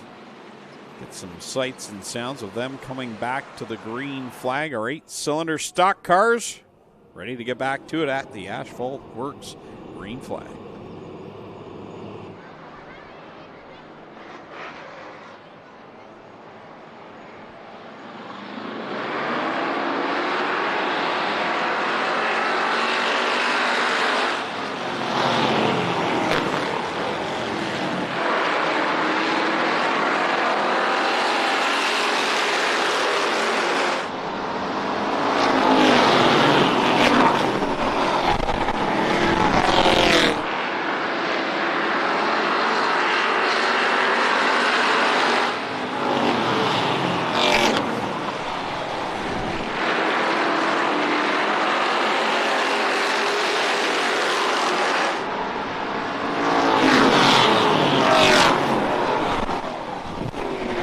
love having a look at the Braemar Building speed shot as they rocket down the front stretch. These cars put on a great show every week, and when you see them speeding down that front stretch, you get a sense of how fast these cars go. You watch the sprints and think they're hauling the mail, but these stock car divisions are too.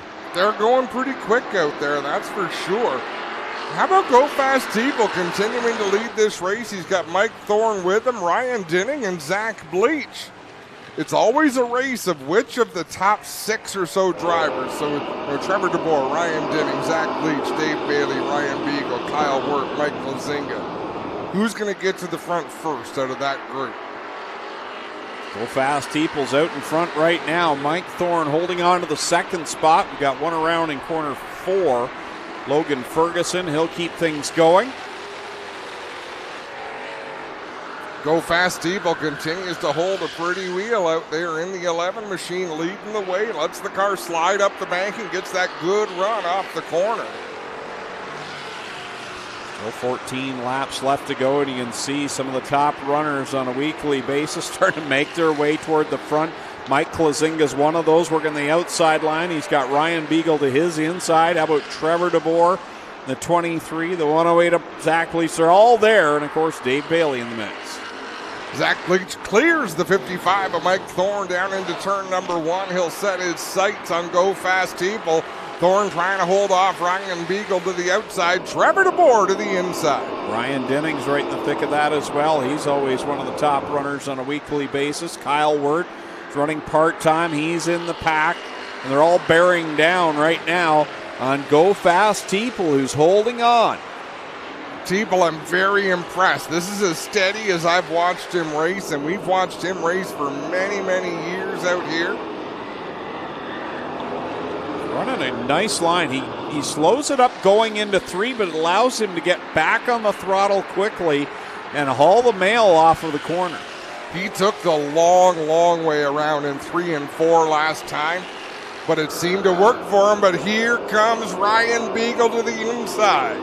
3 cars wide, they go through 3 and 4. This time that'll be the cross flags as they come across the stripe. Who's going to lead the lap? It ends up being Zach Bleach. Didn't see that coming. The car in the middle getting the advantage. Bleach going to sneak out in front of Go Fast Teeple, and Ryan Beagle actually dropping back into the clutches of Mike Plazinga in the 93. Off the corner, they'll go another time. Bleach continues to lead. Beagle at the line takes second away from Teeple. Teeple's hanging with them, though. He's right there, step for step. Caution. Sealand Grill caution flag comes out. Yeah, guys, I started talking early on the radio a lap or two about some debris down in the groove in turn number 2.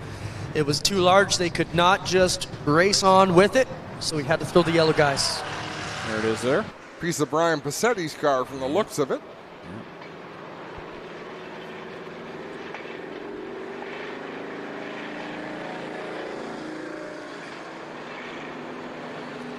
Zach Bleach, Ryan Beagle, Go Fast Teeple, Mike Klazinga, and Mike Thorne right now the top 5. Trevor DeBoer, Dave Bailey, Kyle Wirt, Ryan Denning, and George Grossel. Dave Bailey heading to the pits. For the second time this year. Remember, opening night. Man, and he's driving slowly to the pits.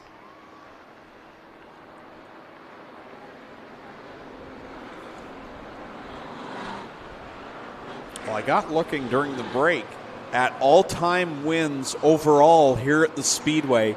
Dave Bailey has 45. Dylan Westbrook now has 44. So that's going to kind of be a fun little thing to watch. Who is the all-time winningest driver in any division? I even went back to Sportsman, and Jay Mallory had 29, I believe it was. So of all the divisions, Bailey and Westbrook, all-time winningest drivers, and Dave Bailey just took a pit side. So. And the white flag is in the air, so I don't think, as slow as he was going into the pits, I don't think he has intentions of getting back on the racetrack. Another driver we don't want to lose track of, Rob Murray in that 99. He's up there in the top 10 as well. a dominating performance in his qualifying heat earlier tonight. Zach Bleach, Ryan Beagle bring us down to the WG Truck Center restart zone. No sign of Dave Bailey yet. Nope. Asphalt Works green flag back out. Man, they fan out 4 wide on the front straightaway on that restart at the front. Zach Bleach leads the way. Ryan Beagle right to his right rear quarter panel. Mike Klazinga up to third. Go Fast Teeple trying to hold off Kyle Wirt, but look at them. They're 3 wide right behind them. Couple of drivers right now running around Ryan Beagle that are far past overdue for a feature win. Zach Bleach and Mike Klazinga. You've already got Dave Bailey in the pits. This is going to be the night. You got to pounce now because there's only one of them left out there. Kyle Wirt goes way up the hill that time. Drove it deep down into turn 3. Couldn't get the back end to come around. Pushed up the racetrack. Zach Bleach and Mike Klazinga side by side for that second spot with Rob Murray sneaking in the 99.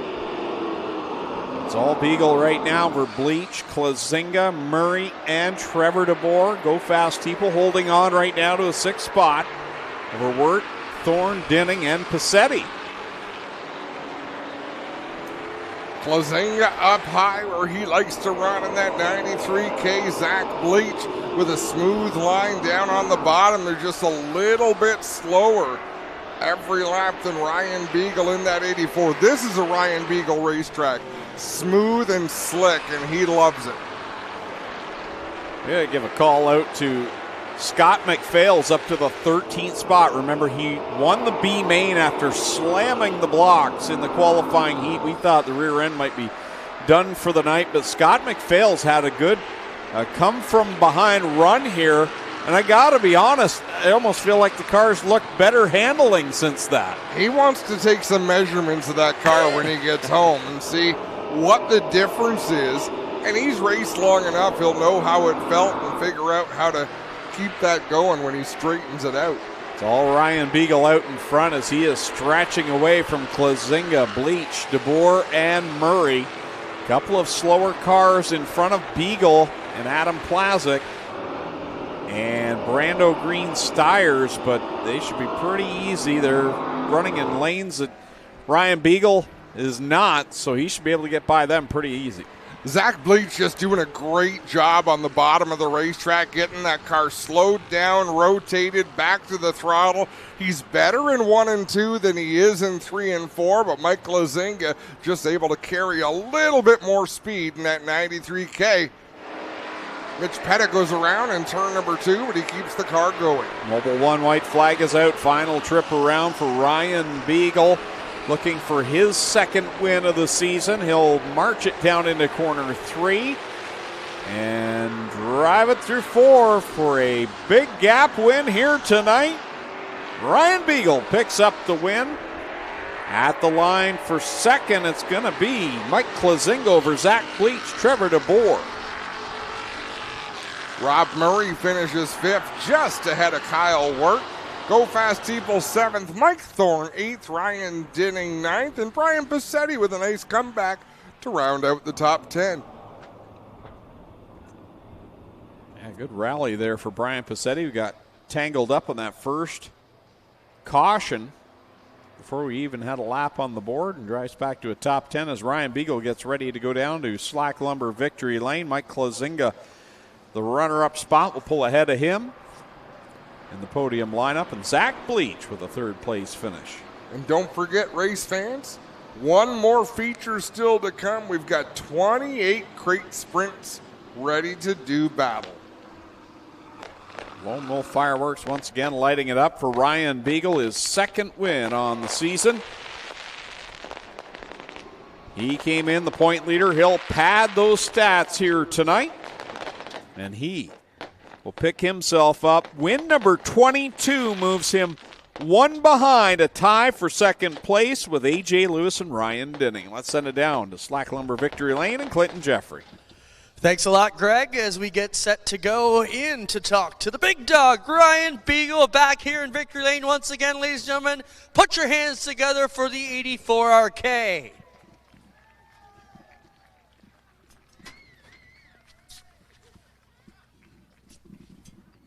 Ryan, another win here. You guys are starting deep in the pack now, and the metal's really starting to get its work out here as you have to work your way through this field. Another solid drive for this car, though. Yeah, track kind of come to us tonight. It didn't look good for us early in the night, but it slicked off pretty good and nice and smooth, and can't complain getting the win. So when you say the track comes to you, you like it slick, obviously, then? Yeah, I kind of set the car up for that, and we kind of wait for things to come to us, and some nights it does, and some nights it doesn't. Right on, Ryan. Another solid win, man. This field's great. You guys put on a wicked show. Another great drive for this machine. Yep. Yeah, I can't complain. I'm happy, and just got to thank all my sponsors, Ackland Insurance, D&O Towing, Legacy Holdings, APC Auto Parts, RK Automotive, Hess Ohsweken, and I heard Doug up on the stands there. He helps us out too, so thanks to him. Right on. Ryan Beagle second. Mike Klazinga, another solid drive for you, man. You're close, Mike. These are multiple weeks in a row here that you're up here talking to us for the right reasons. What do you got to do to knock Beagle off? Just work on it harder and harder each week. That's all I got to do. I thought you were going to say mug him. No. Clean racing, tracks like this, it's what I got to do. Good job, Mike. Thank you. Mike Klazinga second. Let's get over here and talk to Zach Bleach. Zach, solid drive for you, bud. You know, I think tonight you showed that slow is fast. It just seemed like you're up there, hitting your marks, making sure you're holding it on the bottom and getting away, and it paid off. You feel the same way? Yeah, I think it was a good race. I got to thank my crew and my parents for helping me out and get me here today. Solid drive, man. Congrats. Thank you. Zach Bleach will be third. Mike Klazinga with another second-place finish. It was another win. The big dog, Ryan Beagle. We got one great feature to go to end the night here. We'll be live on G-Force TV from Ohsweken. One more race to come.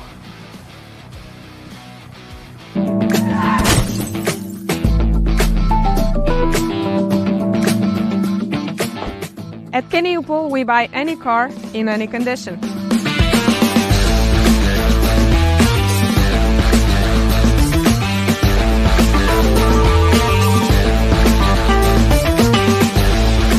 For over 30 years, WG Truck Center has been a place where pride lives in the details.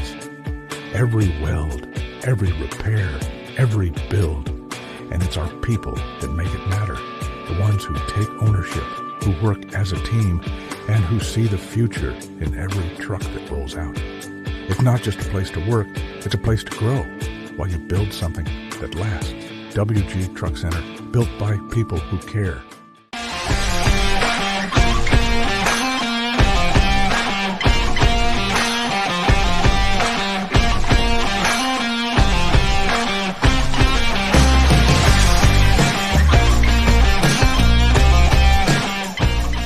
Looking for a new race or cargo trailer? Welcome to Kemp Motorsports. Kemp Motorsports specializes in top quality race and cargo trailers from United, Wells Cargo, and Hallmark. From our best-selling Rev Series up to custom 53-foot goosenecks and stackers. We have a huge selection in stock or ready to custom order. With top brands, great selection, and over 30 years experience, stop by and see why Kemp Motorsports is your #1 race trailer dealer. Find us online at kempmotorsports.ca. A home you love. A business that endures. It takes your vision, your hard work, and your dedication to bring them to life. The right tools help. Case IH truly understands your vision and what you need to achieve it. That's why we build the equipment, the local dealer and service network, and the data and tech you want today and tomorrow. Because we don't just build our equipment to work. We built it to work for you. Case IH, built by farmers. Fresh Zone presents Friday Night Excitement at the Big O as we get ready for our final feature of the night. It's the Strickland Brantford Chevrolet Crate Sprint Car feature event. Adam Ross with the starting lineup. Here's how they're scheduled to roll. From Brantford on the pole, number 88 is Lance Erskine. On the outside of the front row from Wainfleet, the BS 39 is Brett Stratford. Third from Stony Creek, the 24A is A.J. Lewis. Fourth from Dorchester, the 1 is Holly Porter. Fifth, the 16X from Ancaster is Keegan Baker. Sixth out of Waynefleet, the 72 is Tanner Podwinski. Seventh from Georgetown, the 2M is Steve Murdoch. Eighth from Rockwood, the 94 is Ryan Fraser. Ninth out of Rockwood, the 74 is Rob Neely. And rounding out the top 10 from Port Colborne, the 5D is Jacob Dykstra. Starting 11th from Six Nations in the 20, it's the Iceman, Johnny Miller. And rolling off 12th from Mossley, the 3S is Austin Rose. 13th from Thamesford, the 45 is Curtis Gartley. 14th from Baden, the 2 is Travis Hofstetter. 15th from Ohsweken, the 28T is Cam Thompson. 16th from Jerseyville, the 53 is Logan Schwedick. 17th from St. Thomas, the 52 is Jesse Costa. 18th from Waynefleet, the 85C is Cam McKinnon. 19th in the 9C from Ohsweken is Brian Nanakoke. 20th from Hamilton, the 78 is Darren McLennan. 21st from St. Catharines, the 2S is Al Slate. 22nd from Cambridge, the 44 is Connor Ross. 23rd from Hagersville, in the 11W it's Jeremy May. And 24th in the 69K from St. George is Ken Hamilton. 25th from Thamesford, the 14 is Larry Gledhill. 26th from Hagersville, the 24K is Kiana Teal. Your final row on the inside, the 50 LS. From Kitchener is Adrian Staley, and rounding out the field from Beamsville, the 27 is Nico Hansen.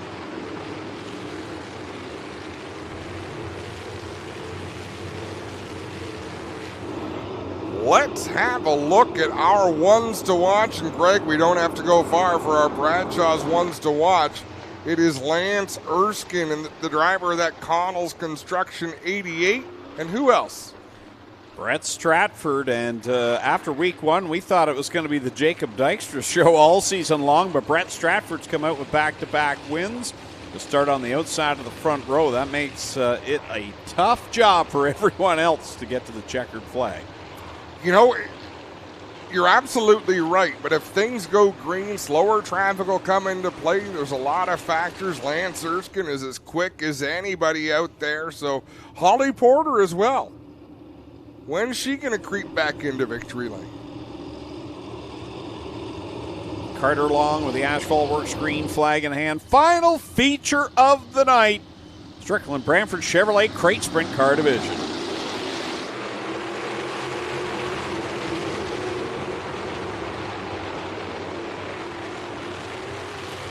Good, clean start.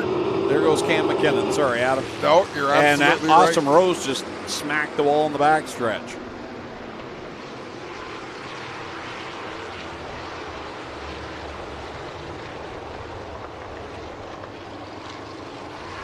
So the Dixieland Grill caution flag came out for the 85C of Cam McKinnon. Went around in corner number 2, and then going down the backstretch, Austin Rose had a handful of the wall. Have a look at this replay. Oh, and McKinnon, there was no contact there. McKinnon's car just lurched strangely. That was bizarre. I don't think the same could be said for Austin Rose issues. It looked like the left front got a nudge from someone's right rear, and that kind of put him into the concrete. You can see the scuff marks on the right side of the tires there for Austin Rose, but everything seems okay. All the tires are up. Kenny U-Pull push trucks in behind Cam McKinnon, get him fired off and ready to go. Car takes fire. He will drop to the tail end of the field for being the cause of that yellow, and with 0 laps complete, it'll be a complete restart.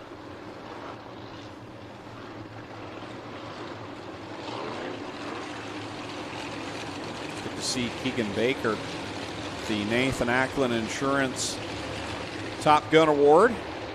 As Clint had a chance to talk to him during the intermission, and his first chance to be up here and get interviewed for those honors. He had a great season last year, passed a lot of race cars, more race cars in feature competition than anybody else in the division. and almost won one, if not for a flat. It'll be a tough task tonight, but he's up there in the top 5.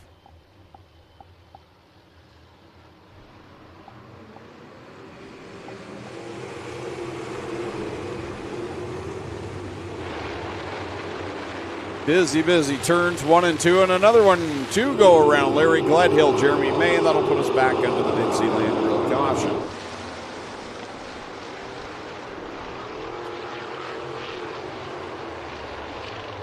We go from a 1-car mishap to a 2-car mishap. What's next? Clean green run all the way to the finish.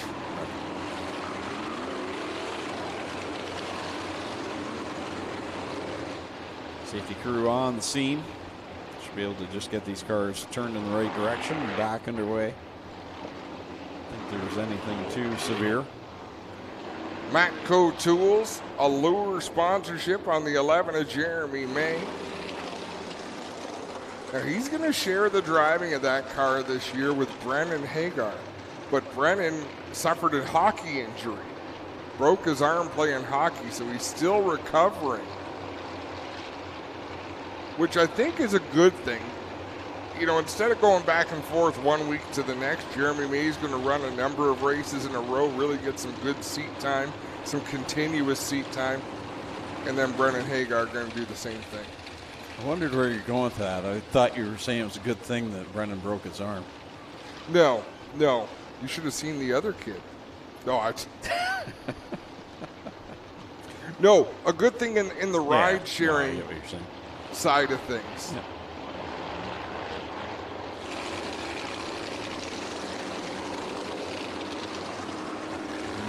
Checks out okay for Jeremy May. Giving a little toss back and forth there. So the scoreboard is showing 1 lap complete, which should bring us to a single. Okay, no, they're doubling the field out.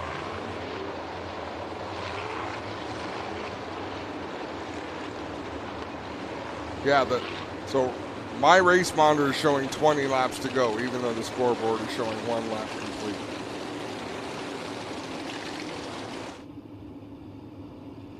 For those of you scoring at home. Caution flag remains out. It's got to be hard for these drivers, especially I think of Lance Erskine, Brett Stratford. You're up there and you're going for your 3rd time of this. You kind of get yourself worked up and ready to go. Mobile 1 white flag's out. We'll try it again.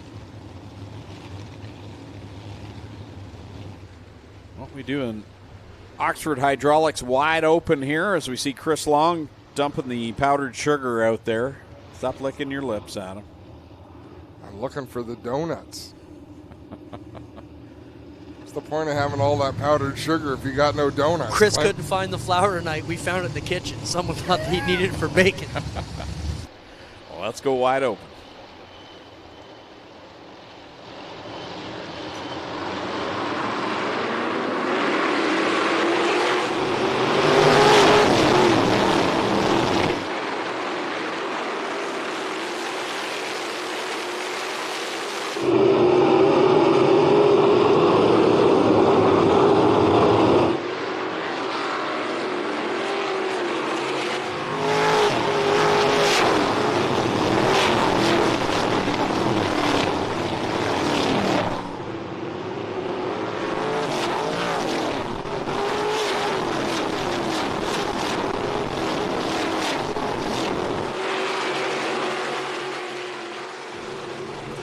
Brett Stratford leading this one right now. Lance Erskine, though, got a great run through corner number 2. Closed the gap a little bit. This time, it'll be 3 on the board for your leader, Brett Stratford.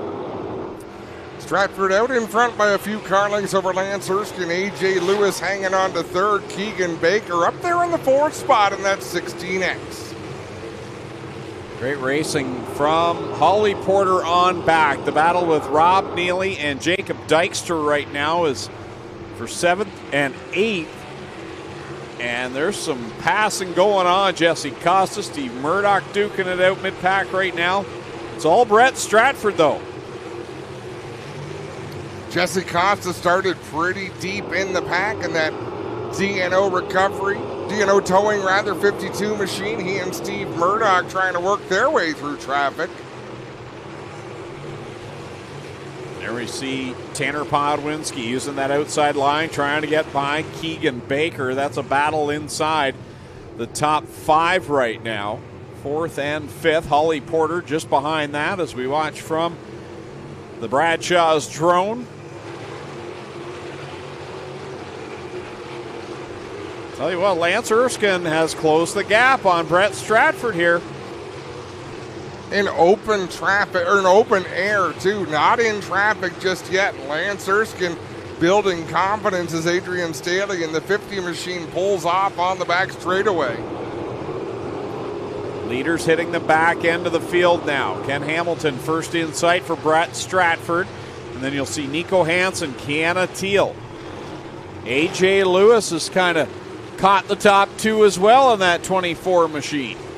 They're going to close in on some challenging traffic. Ken Hamilton, Kiana Teal, Nico Hansen running 3 different grooves in the corners. Where's Brett Stratford going to go? Stratford cuts through the middle of a couple of cars. That's Teal and Hansen, and he'll clear both down the back stretch. This time by, it'll be the cross flag, says Carter Long, halfway home in this final feature of the night. Jacob Dykstra just made a bold move around Holly Porter and Tanner Podwinski. That battle a little bit deeper in the top 10. In fact, it moved Jacob Dykstra up to the 5th position.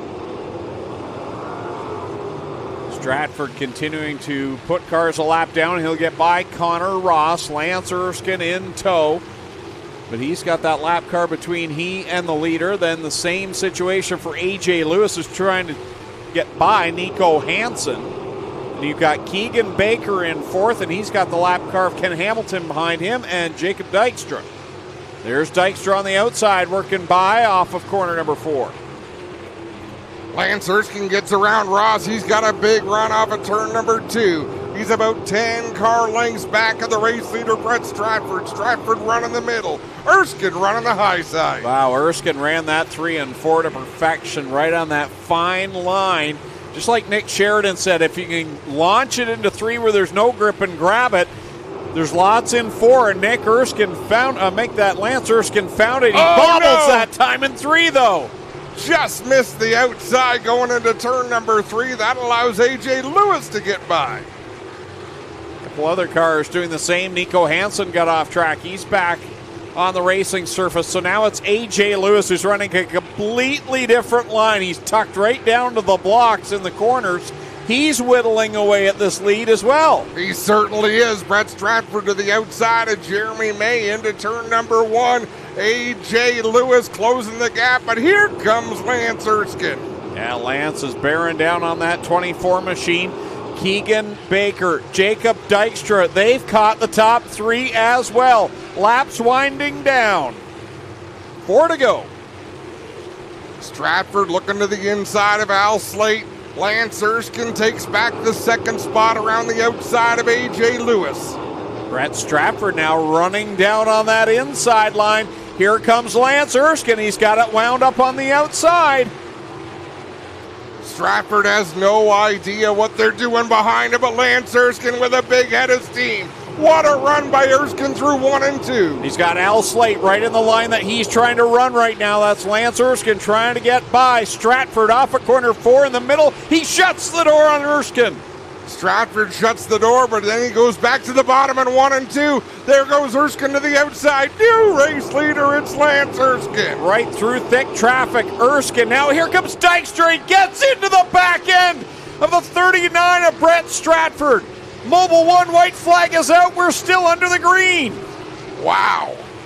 Green flag out. Brett Stratford dropped back a number of spots. Lance Erskine down into turn number 3 for the final time. He'll work it through 3 and 4 to perfection. Checkers out. Lance Erskine's going to get the win over Jacob Dykstra. AJ Lewis is 3rd.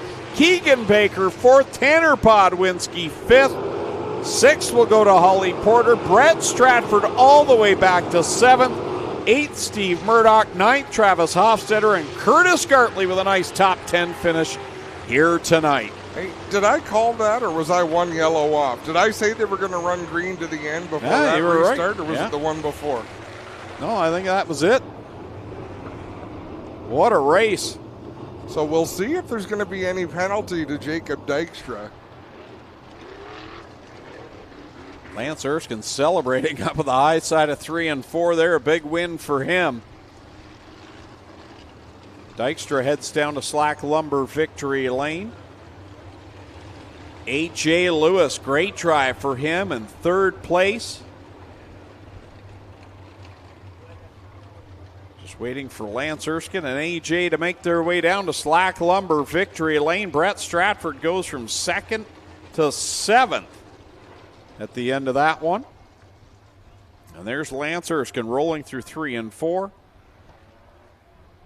Second career win here at the Big O in the Strickland Brantford Chevrolet Crate Sprint Car Division. Erskine had to take an additional cool down lap. Now he pulls into Slack Lumber victory lane.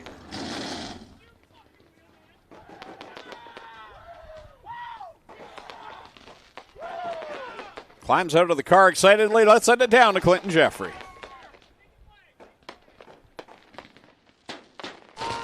Lance Erskine out of the car, everybody. What a huge win for Lance here tonight.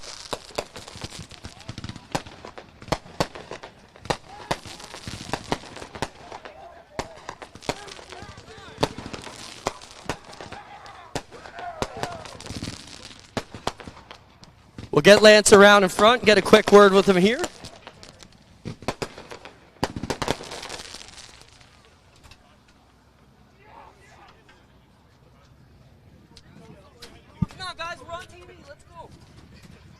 Lance Erskine, what a drive here tonight.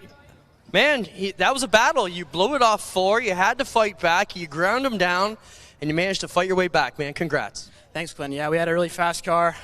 This was for my dad. It's his 50th birthday tomorrow. He's been helping me ever since I started in go-karts, man, and it just means the world. We get that win for him and my whole crew and family and all my sponsors, man. Like, I'm still in shock, but that was a crazy race. I knew once I blew it off at 3, like I had a chance to run it back down. We were so good in 1 and 2, and this is a great night for us. Congrats, Lance. Thank you. Lance Erskine gets it done. We'll get over and talk to Jacob Dykstra. Jacob, quite a drive here tonight. You had to battle back there on that one. Talk about your night. Yeah, it was pretty good. I didn't mean to get into Brett there. I thought he was going high, and I was going to slide him, go through the middle. I feel bad. I don't want to race people like that, but yeah, coming from 10th, it's hard sledding. Like, these guys are good, and I think we were the car to beat tonight. It's good to see him get his first win. But he was good, and we were just so good and on the top, and I could put my car anywhere. And I wish it was a couple more laps or we had a caution later on, because that would have been an intense battle for the lead, and it would have been fun. Right on. Jacob Dykstra second. We'll get over here and talk to A.J. Lewis. A.J., you used to live here in Victory Lane in your street stock. Been a hard-fought battle to get back here with the crates, man. But you look really good tonight. You were in the battle the whole night. You got to feel really good about how this 24A ran. Yeah, we're thrilled just to finish a race. We've had a lot of struggles with this car, but Sean Donath builds a great car, Panther Frameworks, and we're just happy to be here and have a good run. Solid drive. A.J. Lewis will be third. Jacob Dykstra will be second. And your winner, Lance Erskine, gets it done, guys. Happy Father's Day to all the fathers out there this weekend. Take us home, guys. Thanks, Clinton. Great night of racing once again. Don't forget, next week it's bike night here. Kids have a chance to win a bike. We'll see you next Friday night. On behalf of Clinton, Jeffrey, Adam Ross, and all the staff and officials here at Ohsweken Speedway, I'm Greg Kellman saying so long. We'll see you next week on G-Force TV.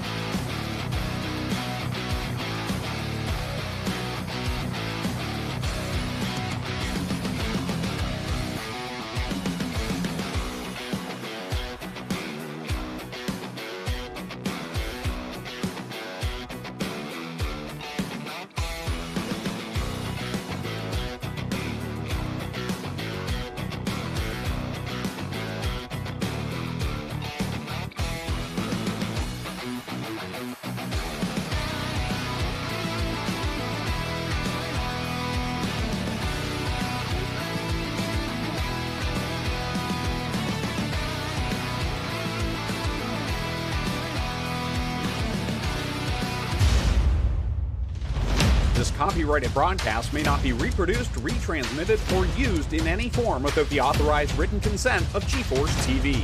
GeForce TV would like to thank you for your support and for watching today's broadcast.